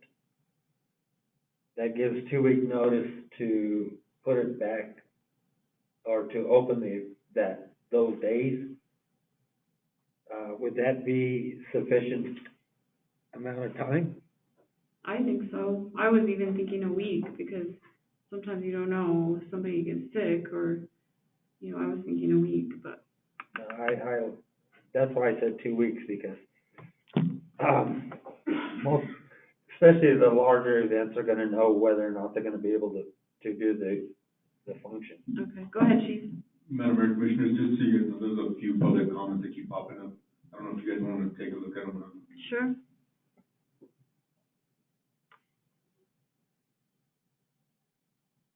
There's a 30 day, 60 day, 90 day. I think that would be, 2 that weeks would is be too short. for, that would definitely be for large events, I think. And this is where I Really think large we have to events. have some sort of tiered system. Because there needs to be some reasonableness for somebody that goes and celebrates the kindergartner's birthday party, right? But what I mean- Stephanie just alluded to was that people are canceling like the day of or the day before and trying to move it to another. Mhm. Yes, Another- I Yeah, had that's why I'm one gentleman saying, cancel a Saturday, and then he turned around and picked up 2 other dates. So I was moving his name all over on our chart that we have, that we use for, when scheduling.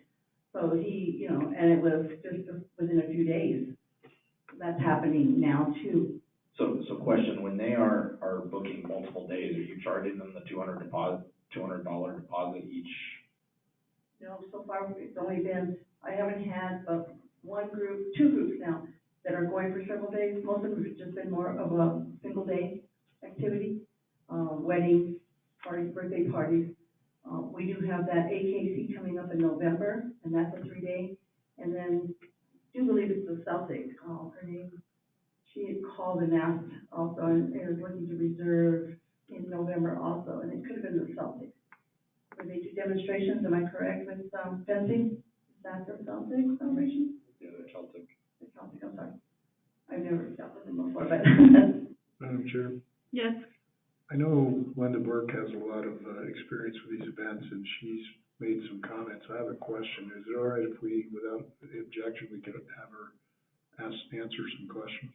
sure, yeah, I have no problem with that. So, Linda, are you able to unmute? Yes. Okay. Commissioner Powers has questions. So I saw your comment regarding it's tying up the facility anyway, and I was just wondering what you mean by that, still blocking others from, using the facility. For example, if you're talking about a small event, a birthday party, a small wedding, something like that, if you've blocked out a date, you've blocked out a date, and then you want to change it, by a week or 2 weeks and adjust it, someone else may have wanted the date you originally booked. And now they've had to find another facility. And when you release that date, it's probably too late to get somebody else to book it. So you're losing revenue. Granted, it's not a huge amount of revenue, but there has to be a disincentive for people playing the booking game, which is really common in special events. Book multiple dates, get close to the date, find out how many people can come on your chosen dates, and then release the ones you don't need and keep only the one that you do. And in the meantime, other people in the community have not been able to book their events. That's what I'm really kind of worried about. I don't want to see that happen because it is a popular venue. So what do you think is a reasonable amount of lead time to get somebody else to use the event if 2 weeks is too short? I mean, most people need at least 30 days to put an event together, get their invitations out, and then set everything up. Most people aren't going to decide on a last minute thing unless it's something really casual like a picnic or, you know, a family outing. Things like birthday parties, anniversaries, that people usually know farther out. And that's why I'm saying, you know, if you cancel within 30 days, you should probably lose your deposit, because that doesn't give anybody else a chance to really book that date. And in the business of event planning, these are really common deposit forfeitures and timelines. Okay. Makes sense to me.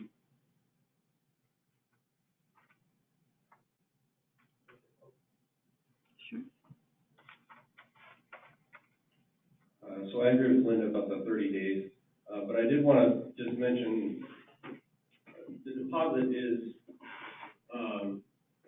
more for cleaning, breakage, those kinds of things. Should what they are forfeiting not be the reservation fee or the rental fee? Because if I'm looking at that, I won't cancel it, and I'll just pay my rental fee and get my deposit back because I didn't break anything, right?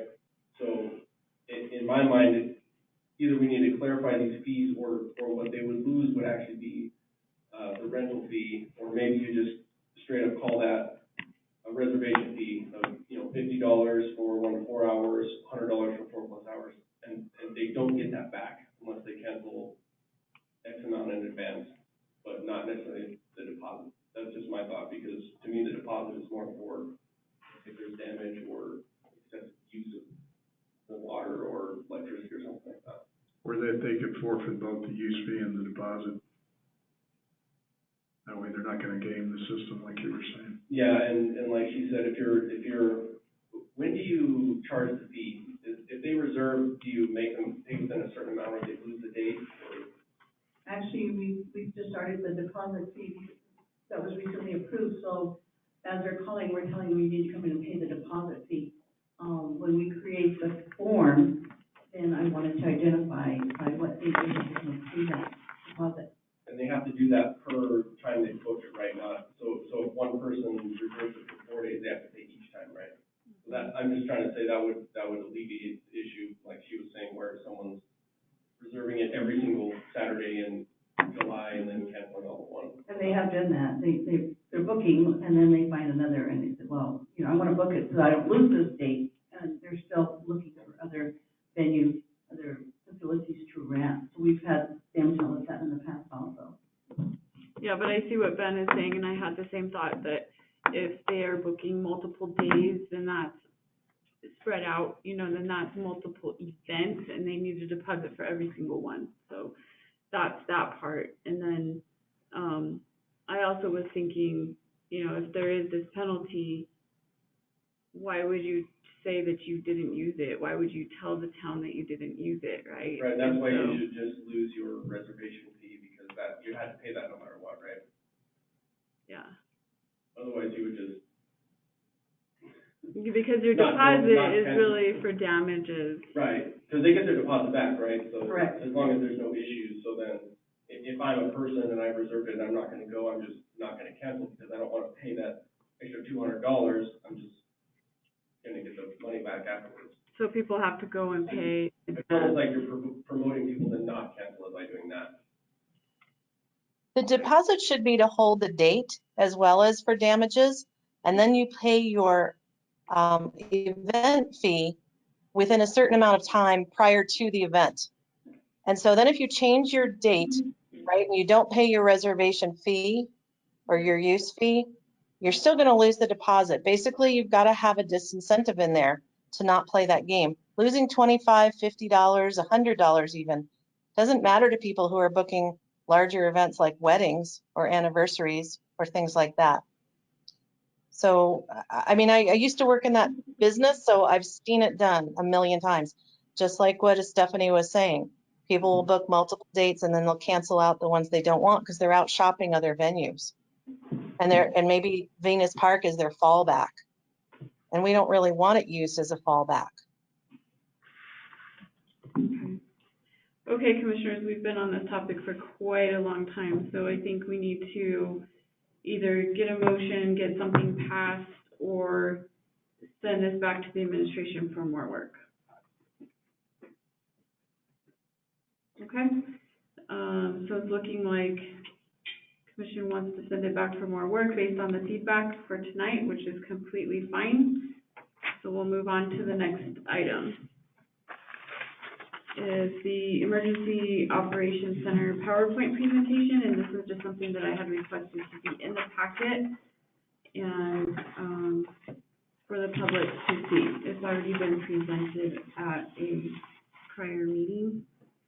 Next is call for public hearing, amending ordinance 1999-B, nepotism and conflict of interest. And so it has been important to us in these special meetings that we start circling through our ordinances and resolutions to update them for the new form of government and also to reflect the current town operations or what the commission would like the operations and policies to look like. And this is one ordinance that I felt like could be taken a look at. It will be a month away, but we do need to call for the public hearing. Madam Chair, I'll make a motion to call for the public hearing to amend the ordinance. Okay, and what date do you recommend? I was gonna ask, not you, I was gonna ask Stephanie, but she's actually not in here at the moment. So let me look at the calendar here.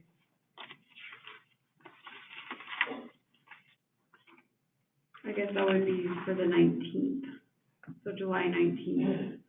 I'll second that motion. Any other discussion or? Okay, we'll do roll call vote. Commissioner Donner? Aye. Brennan? Aye. I vote aye. Mayor Pro Tem Powers? Aye. Commissioner Anaya? Aye. Okay, we've called for the public hearing. Next, review and amend resolution. Excuse me, Yes, ma'am, I'm trying to take the notes, who seconded? I did. Mhm. I second. You motion, second. She motioned, I second. Okay. No, this was Commissioner Powers that made the motion for the calling the public hearing. I clarified the date and seconded his motion. I don't know where you guys were, but. She has a lot more hair than I do, Sterling. I. She has more hair than I do. I'm the guy without it. And black. that there. So anyway, Okay. all right. So then review and amend resolution 2004-07, formulating the governing body's, council agenda. So I did come up with some edits and, you know, we did have a judge in the past, former Counselor Abraham and I, did take this and received writ of mandamus from the judge saying that it is allowed for, an individual governing body member to bring something onto the agenda. So that's just kind of the groundwork, and everybody knew that. I mean, you know, we had Brad, we had Chuck Ring, we had all kinds of people saying, hey, this was the intent of this resolution, but it does need some clarification language. So I'm gonna just go ahead and read, what I'm suggesting, okay? So, a resolution adopting the process to formulate the governing body's commission agenda. Body, I think, is Y with apostrophe S, I believe. I could be wrong, but. And then, the only thing in the first whereas is changing bodies and council to commission, okay? The second whereas, I didn't have any changes. And then I added a third whereas. So, whereas, it is important that all representatives of the public have a voice and any minority positions are not denied. Okay, that we had in municipal league training as well. So Randy Van Vleck told us straight up that every single governing body member should have a voice and that the minority, any minority voice should not be denied to put something on the agenda. And number one, the municipal clerk treasurer will compile the agenda for each of the commission meetings called for by resolution or by the town manager or by a majority of the governing body. So this one, you guys can give feedback and, you know, kind of think about, but there were times where, for example, Counselor Abraham or I wanted a meeting, and since we weren't in the majority, we couldn't call a meeting. That's something to think about there, because that just means you can be denied a meeting by, it doesn't matter if it's mayor or town manager, that person, whoever they happen to be, could be denying you a meeting. Can you reread that you did there? Well, in number 1? Mm-hmm. Yeah, so, well, I just changed council to commission and mayor to town manager. That's it. But what I'm saying is if we're thinking about this in concept here, this is saying that that only, well, let's see here, for each an agenda or by a majority of the governing body, called for by resolution or a majority of the governing body. And what I was thinking, maybe this isn't the right place for it, but that do we really want it to be only a majority of the governing body that can call a meeting? Because in the past, I mean, you know how difficult it was. Like, for example, we needed legal advice, and for half a year, at least 8 months, we couldn't get a meeting to even have to speak to our attorneys because we were in the minority, and that is a huge issue. And what I'm saying, Commissioner Powers, is that this word, mayor or town manager, you know, we're changing mayor to town manager, but what I'm saying is that doesn't matter. That person, whoever they are, could deny you having a meeting, and you are the elected officials. So that's something that I think we might want to change. But, and like I said, that probably isn't maybe the right spot for it, but the clerk treasurer does compile the agenda. I see your point. I'm just thinking it through. If any member of the commission can call a meeting, how would that work in terms of the schedules of all the others? You know, the single person could call it for a date certain and set the agenda. Maybe it's not that they can pick their own date. I'm not sure.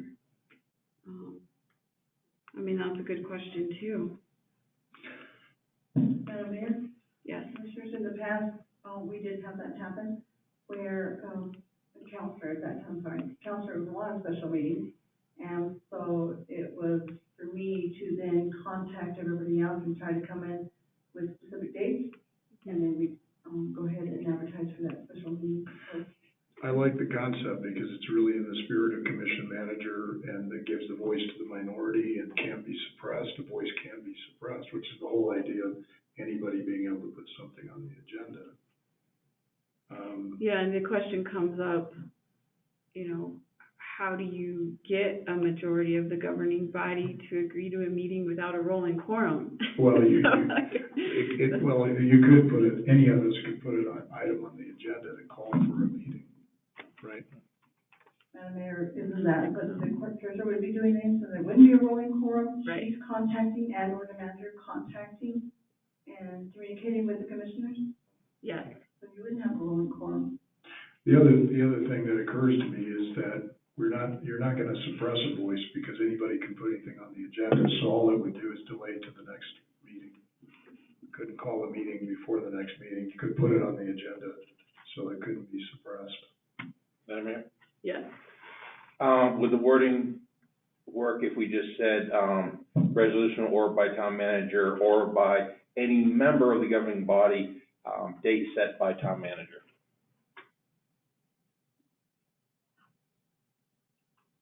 That's a good question. Maybe more appropriately the clerk though, because the clerk would be the one contacting the governing body. Okay.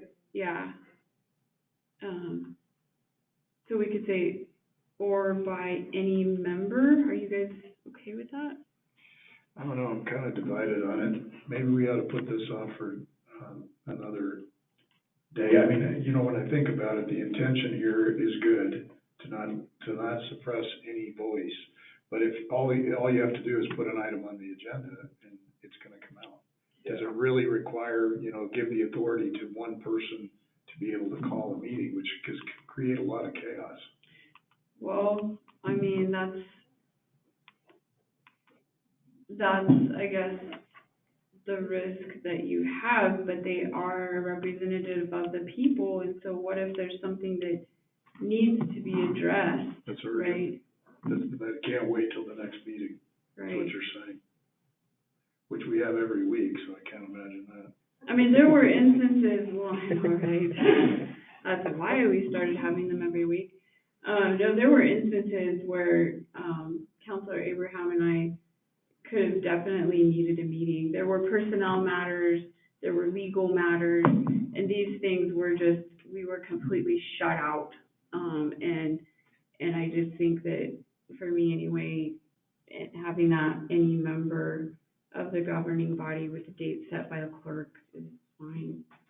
Yeah, I guess I'm okay with it. If somebody started abusing it, then the commission can come back and revise it. But I don't see that happening at this stage.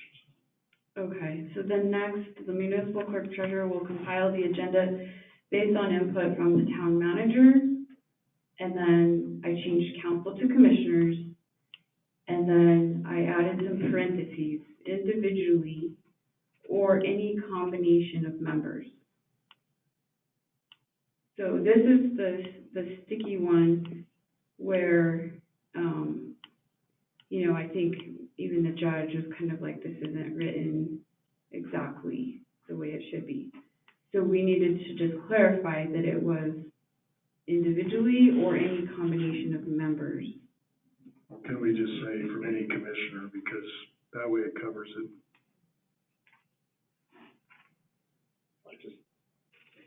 How about from any member of the governing body? And the town We'll manager. compile the agenda based on input from the town manager, any member of the governing body, okay, any member of the governing body, or his or herself, okay? Yeah. When an agenda item, number 3, when an agenda item has been placed on the agenda at the request of the town manager or any governing body member, no one can remove an item from the agenda unless the clerk treasurer has received permission from the individual, and maybe put a little parenthesis S for individual, because it could be more than one, who has asked that the item be placed on the agenda.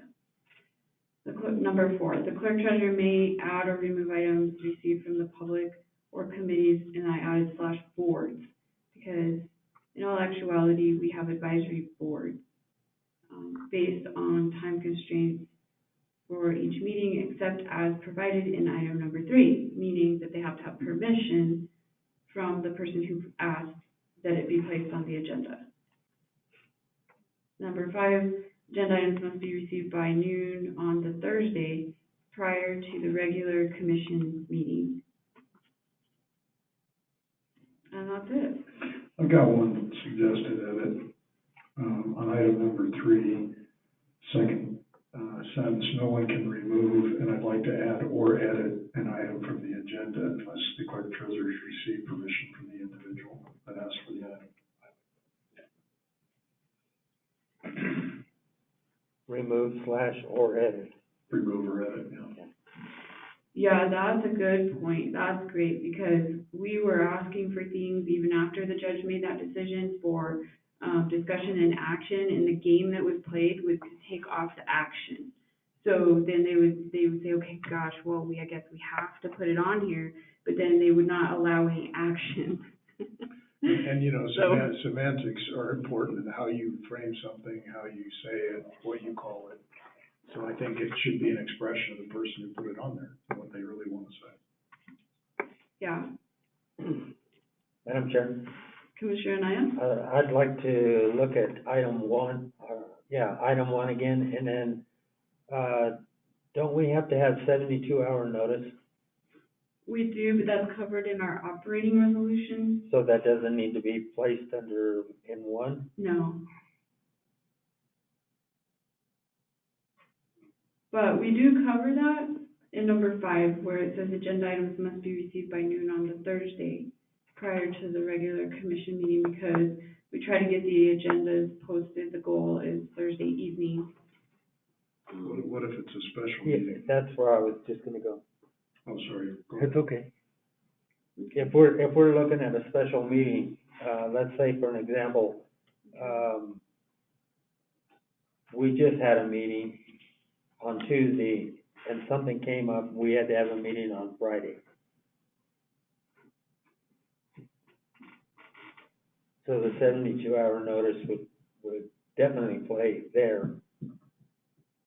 So we can say agenda items must be received by noon on Thursday prior to the regular commission meeting.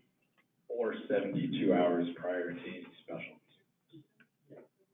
Mayor, Yes. I would just recommend that you just say, just state generally that notice will be in compliance with the Open Meetings Act.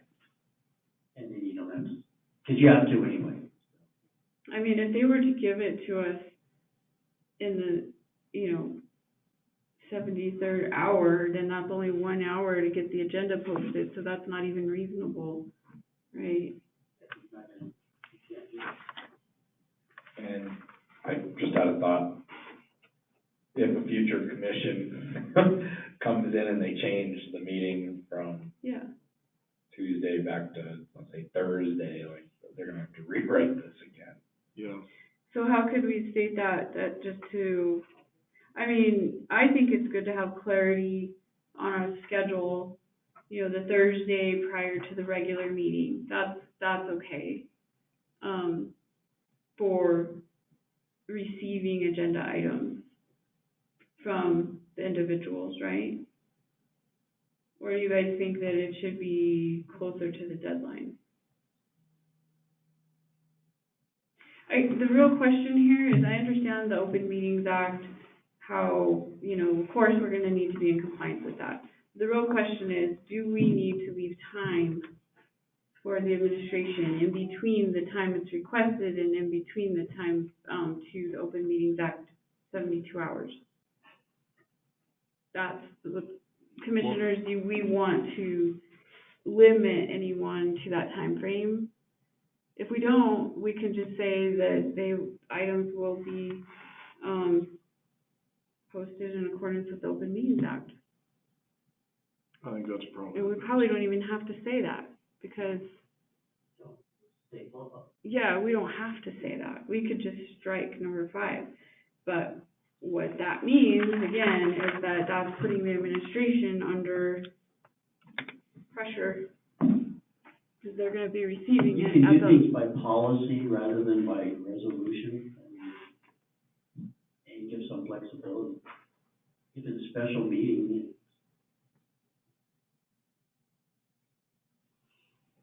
You guys wanna just strike the deadline, number 5?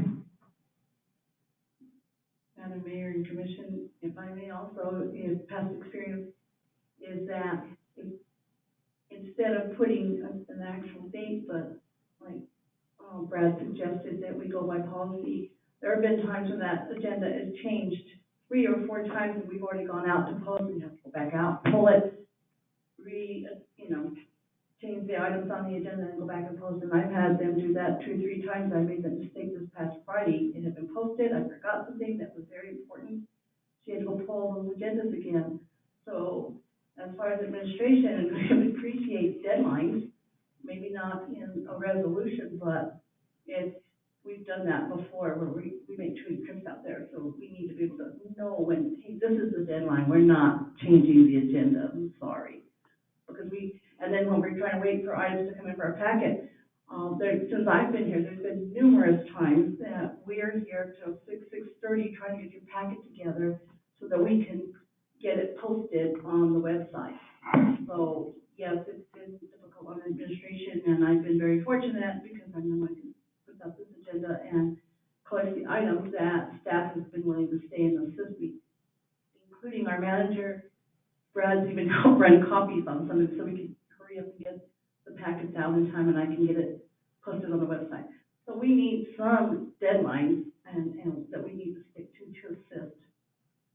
What would you suggest? I would really like to have that final agenda on Thursday, and items start coming in as soon as you have them, or what I need to go and find, like now, this resolution, that was easy for me to go and get your copies ready for the packet, but I'd like to be posting that packet early Friday, no later than noon, have that packet complete. Because one time, and I have a picture, one of our packets was 150 pages long. They are really. And I had to bring tables from in here so we could lay that out completely, in order to be able to number them, and, thank goodness for this, everybody was helping and assisting, but it was a very long packet.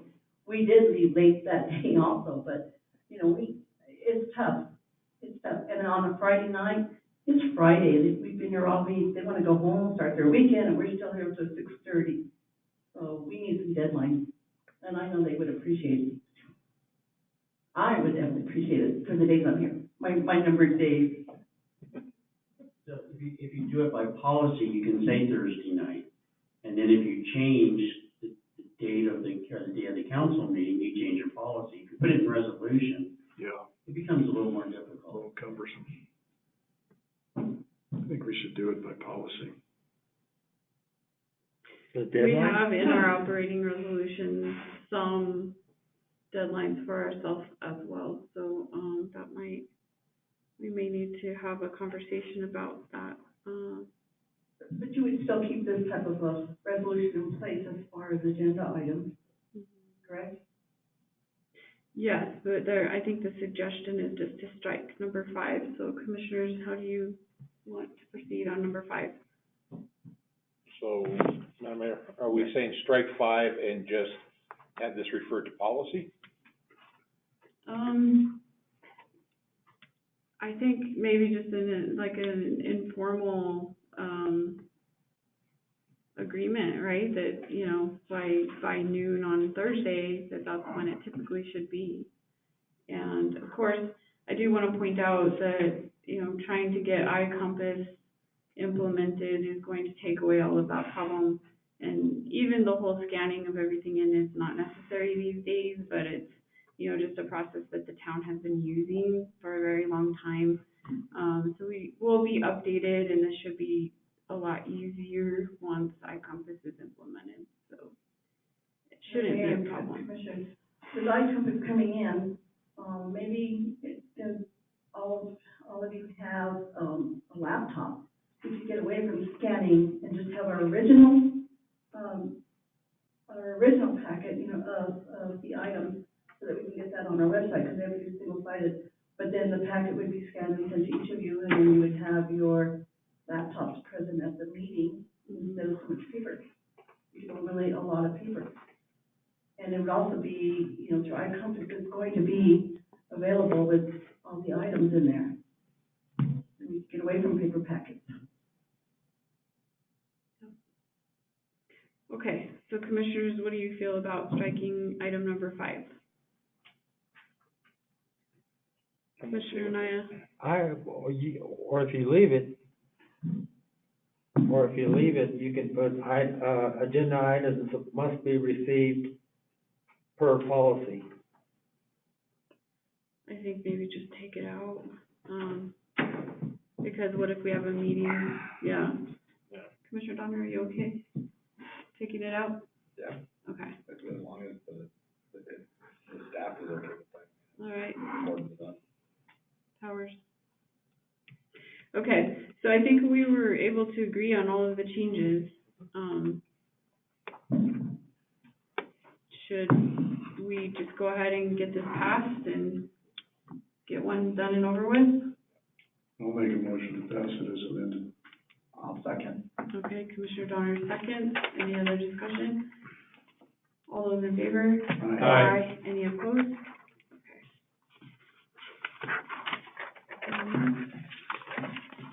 Review and amend resolution 2018-21, naming open spaces and parks. This one, There's the typical changes I saw right off, like replacing council with commission and, committee with board. And then, you know, the other thing that I noticed here was in the fourth whereas it says, overarching themes are important for the town of Edgewood to preserve are our Western heritage, homesteading history, and our active equestrian community. So I kind of feel like that might be needing to be updated and maybe missing some things. In the next whereas, the SAS, of course, we don't have SAS here anymore. And, you know, this resolution on its own named those open spaces and parks. So I guess with the new form of government, we're just reaffirming what was done. And that's something that I wanted to ask you guys. Should we be, with these resolutions, giving it a new resolution number? You know, because now we have a brand new form of government. So like this resolution 2004-07 would become 2022- whatever the next one is, right? Right. And then this one here, you know, they already named the parks, but do we, you know, do we need to change anything? I guess we need to take SAS out. I don't know. What do you guys think? I think it's already been named. It's like, you know, this is in the past. Right. I mean, maybe we're just kind of affirming it with the changes. Or do we just leave this resolution as it exists? But see, resolutions are like policies. So that's where it's a little confusing because it's brand new form of government. So everything is brand new. Well, we'll be naming some new open spaces and parks, I'm sure. And so we'll need a resolution like this, but I think it can be really simple that, the commission will discuss whether the site is of significance worthy of a name, and if it is, an appropriate name will be determined with advice from the Parks and Rec Committee. So does it feel like this resolution should just stay as a 2018 resolution and we don't do anything with it? Or do we need to actually update to, you know, 2022? Because that's the thing, is that resolutions are town policies. I think we need to update it Okay. to reflect at least the new form of government. Okay. All right. Then, what changes other than the ones that I just stated? Do we need to add anything into the fourth whereas? I think in the first whereas, there needs to be that change where it says an appropriate name will be determined in conjunction with, and that should be with advice from, because that's implying that that's in conjunction, they're a policy-making body. They're not, they're an advisory committee. So we'll change in the second whereas, if it is, an appropriate name will be determined With advice from Parks with and Rec. advice from. Yeah. Okay.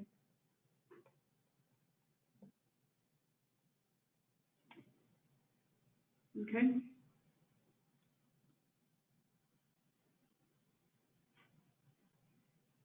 Any other changes?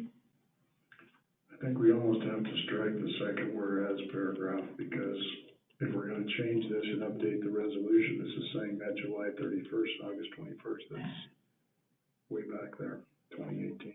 Which one? The second paragraph, second whereas. I'm sorry, that's the third one. Third. Oh, okay.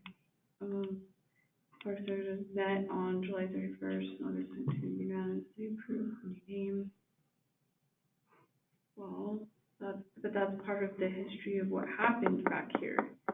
That's why it's confusing to me, like, you know, do we even need to update this, or can this just stand on its own? But everything is supposed to be like brand new, so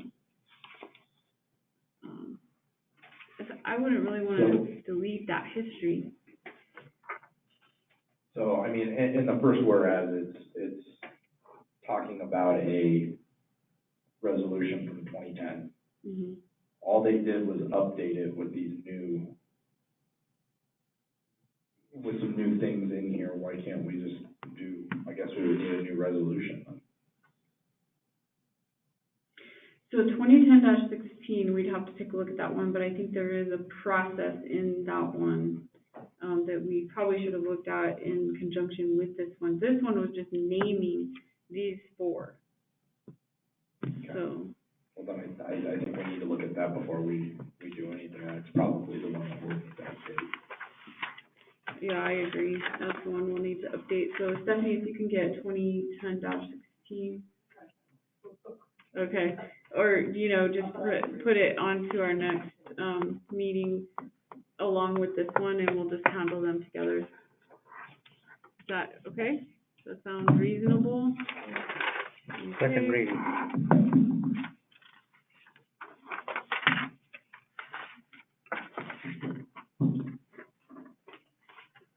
Letter of interest, lease agreement for cell tower at 170 Bassett.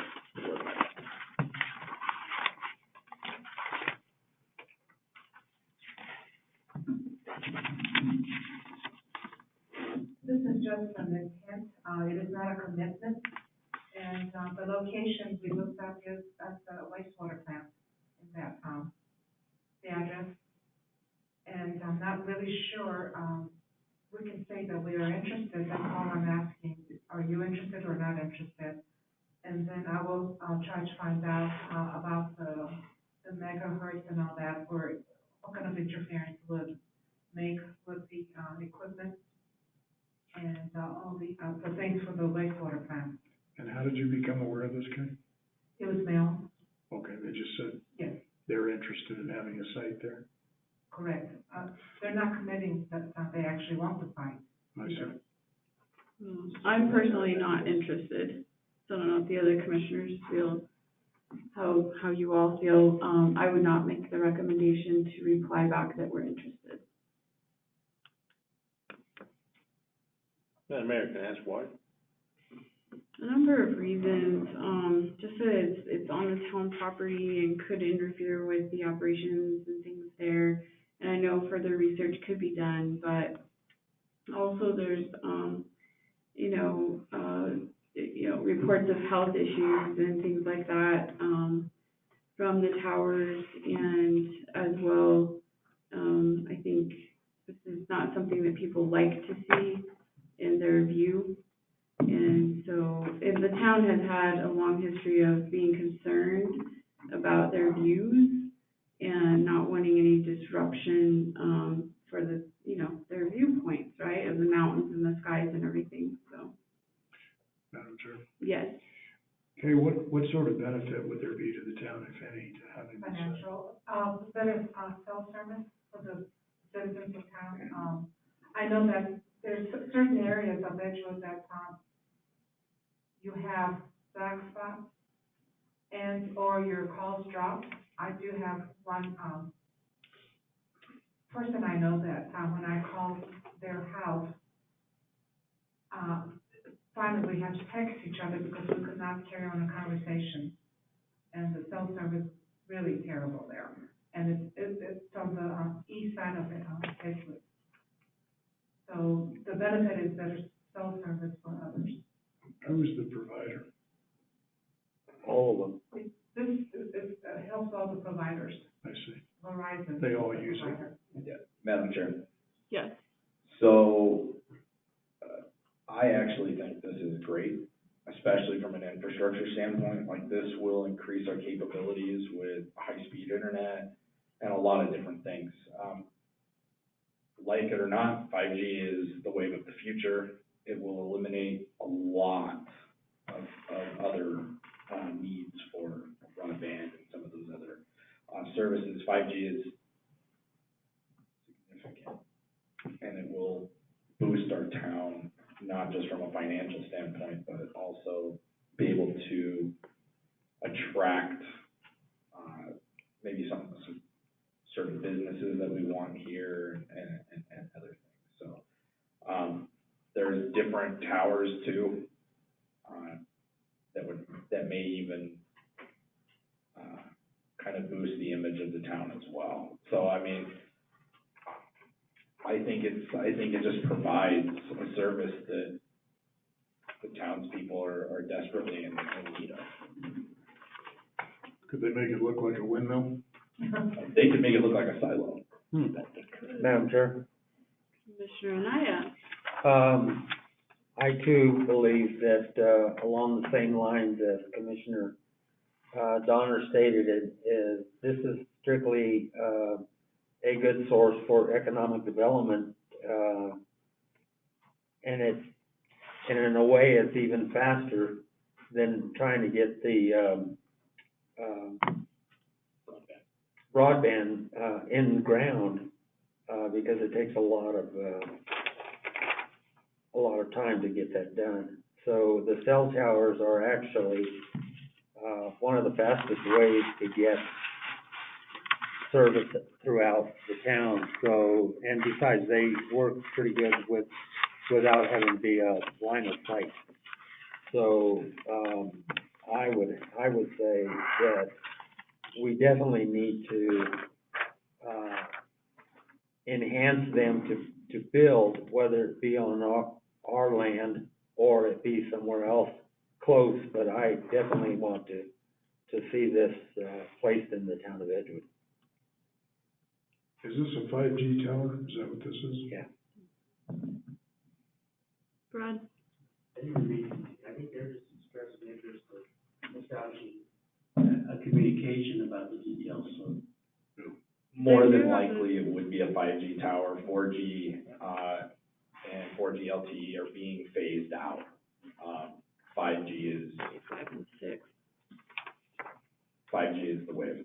I mean, They're already planning 6G, so, I mean, it's not like they're stopping at 5. Well, for the rural areas, having 5G would be just an incredible advancement from what we have now. I mean, with 3G being phased out by the end of the year, 4G is significantly slower than 5G.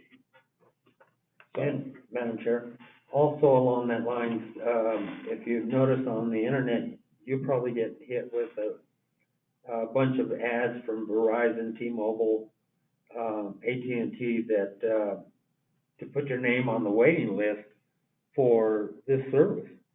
And I put my name on it, trying to get this service from Verizon, and it's because we just have lousy service out here. So my suggestion again is that we send them back a letter stating that we would be interested, but need more detail. Well, so what they state here is if you are interested in discussing a lease with these terms. Well, So, I that's mean, they're very negotiable. clear about the terms. That's negotiable. Well, we It would- also says in the one beforehand that this letter is not binding. No, this letter is not binding, but we would have to say, are we going to discuss it with these terms? Okay. I think it's opening up the line of communication that Yeah. can't hurt. Yeah. Yeah, Madam Mayor? Yes. Yeah, because they're looking at a 30-year commitment, and earlier today did the math, $1,200 30 years. You're looking at over $400,000 for the town over 30 years. That's Or the one-time payment of Or, yeah. $156. well, they always love to put the one-time payment because they want you to buy that because that saves them another $300,000. Right. Assuming that technology is gonna be there for 30 years. Is there an inflation Well, escalator in that? Because by the time you get to the 20th year, it will be worth $1,200. There Be a is stick not. of gum or something. Well, There is not. So they're updating the towers that we currently have off of 66 to 5G, and all they're doing is changing around. I can't speak to it, but however they do it, but there's 5G already here in Edgewood. Verizon is about to update their side and have it done. I don't see what the negative is to at least open the conversation with them. Just because we say, yeah, we're interested in hearing more, doesn't mean we're committing to doing that. No, I hear you. So, Any other comments? if I can make a comment, so, I know that the town at one time had a consultant identified as our cell tower consultants, because they're subject to federal law. We can't impose certain restrictions on federal communications. And so, and I don't know what happened to him. I mean, he's probably never renewed the contract, but anytime we had an engagement with the cell tower companies, we went through our consulting agency on that, so. And they paid for the fee, so it's something to consider, because there are questions that really can be complex. And so I think I would advise you to at least review that and consider that as a possibility. I like that idea. I mean, it would just improve the quality of living here in Edgewood by having those additional services. Especially on the east side of Edgewood. So at this point, can we ask the administration to look into who they used in the past? And Stephanie's laughing, I'm not sure why, but. Madam Chair, I'd like to get a little clarification about, you say, Brad, you stated that, they paid the fee. Who's they? The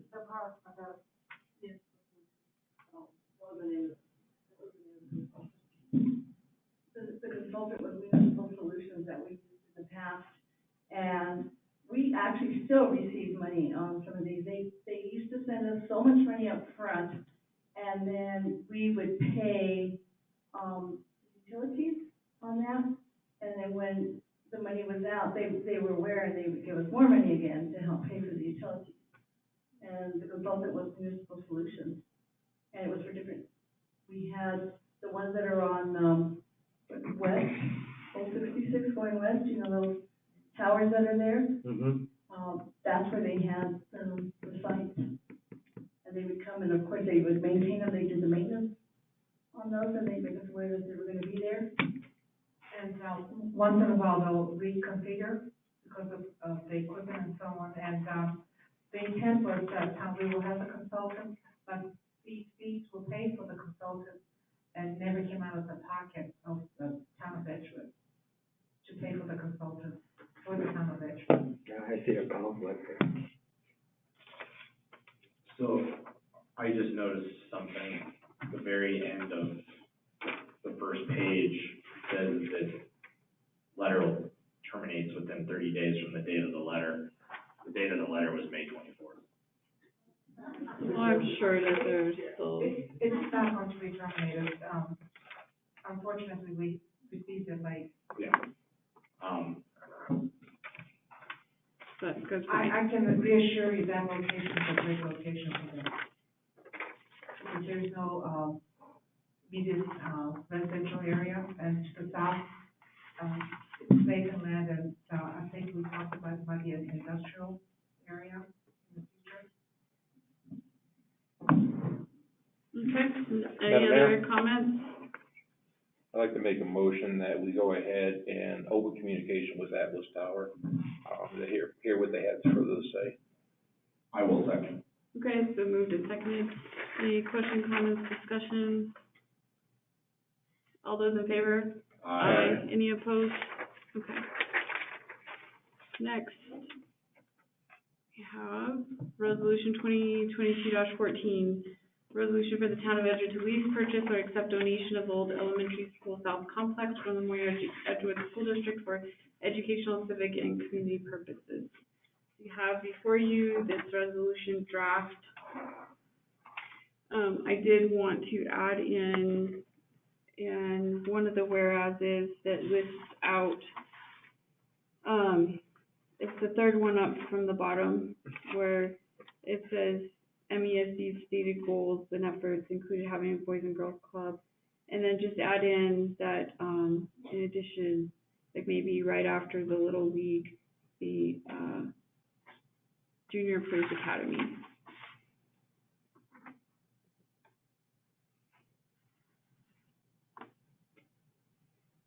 Okay, so let's talk about any feedback you guys have on this.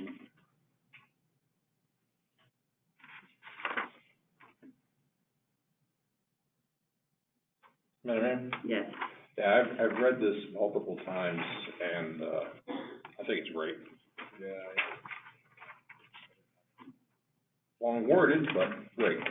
It is long. There's a lot of points in here. It's a $14 million subject. Yes.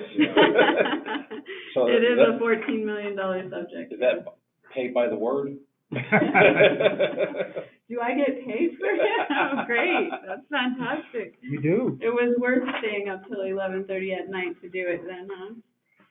Okay, so, yeah, I think this is just, we've heard loud and clear from the community, that people want to continue utilizing the building instead of demolishing it, and there are not, firm and funded plans to, create a new Edgewood Elementary School at this point, and even if there were, there's other land, there's, 20 acres that could be used, there's also 70 acres that could be used, section 16, and, so, the community here was promised that this would be used as a community center, and I'm gonna read this quote.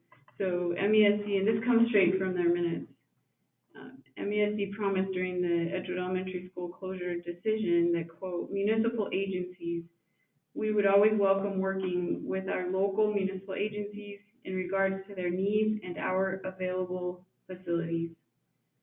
So, and the superintendent also said in regards to repurposing Edgewood Elementary School is part of the Edgewood Commons master plan, and the town of Edgewood may want to utilize part of that facility.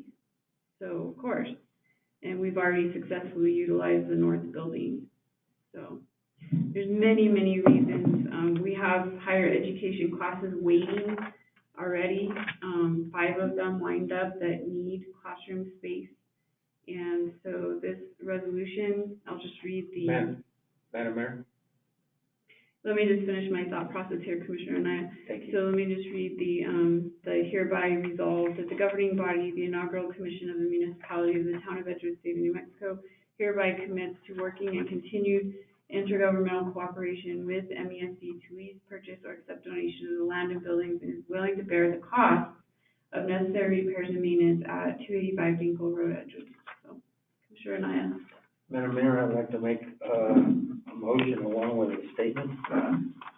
And my motion is that we accept resolution number 2022-14 for the record, and the motion is being made by, for the record, Alondra R. Anaya, formerly from Moriarty, and to state that I definitely support the town of Edgewood and its future endeavors.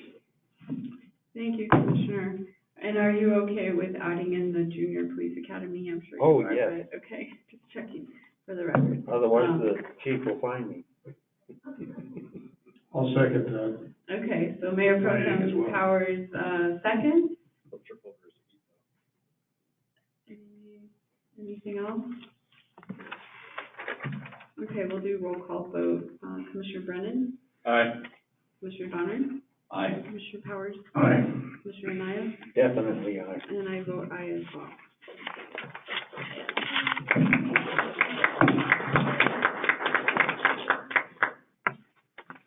Now I'm gonna catch hell. Next, public comment, and I wanted to, I think Commissioner Brennan has something to say first off. Debbie, can you stand up for a second? 40 years ago, I was on my motorcycle driving from Pascagoula, Mississippi, to come out to Albuquerque, to marry this beautiful woman over here. And July 2nd will be our 40th anniversary. I would just like to say happy anniversary, honey. Congratulations, happy anniversary. How did you do it? Sure. Learn how to duck. No, really. Most expensive motorcycle ride ever. Yeah. Oh, really? You have any advice? Just, listen to each other. Don't go to bed mad. And when you wake up, if you find yourself mad again, keep your mouth shut. That was more towards the males in the audience.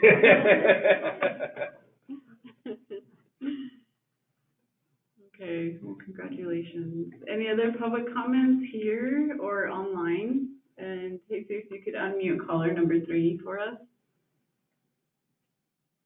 Caller 3, you're unmuted. Anyone online have public comments? Okay, hearing none, then next topic is future meetings. And I think we already concluded that we were canceling the July 5th meeting due to the holiday, having the 12th and the 19th, and not having the 26th, is that right? Unless, yeah, it is the 26th, unless, absolutely needed. And then the ICIP days, we did set those July 12th for the public input, and, August 9th, right, for the hearing, I believe it's the 9th. And, so, future events, do we have anything on the horizon for town events?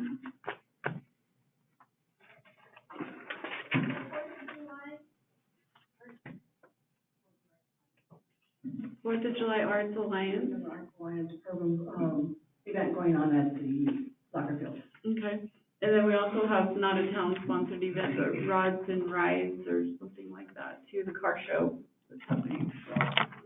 Or Rods and Brews, sorry. And the, dumpster day, did we pick a day in July? Or do you want me to see what I can coordinate? See what you can coordinate and make it happen, I think. And I will post that there will be no meeting on July. Okay. Locations on the board. Great, perfect, yeah. And agenda items, the bars and the org chart if we need it. And at this point, we can go into closed session. Just need a motion. Madam Chair, Yes. were we going to discuss the minutes No, we removed that from the agenda. for next week? Yes. Okay, thanks. Do we have a motion? Madam Chair, I'd like to make a motion to, go into closed session pursuant to NMSA, 1978, section 1015-1H8 for confidential discussion of the purchase, acquisition, or disposal of real property, specifically 285 Dingle Road, Edgewood Elementary School, South Building. Second. Commissioner Brennan, second, and we'll do this on roll call. So Commissioner Donner? Aye. Commissioner Brennan? Aye. I vote aye. Mayor Pro Tem Powers? Aye. And Commissioner Anaya? Aye. Okay, we are in closed session.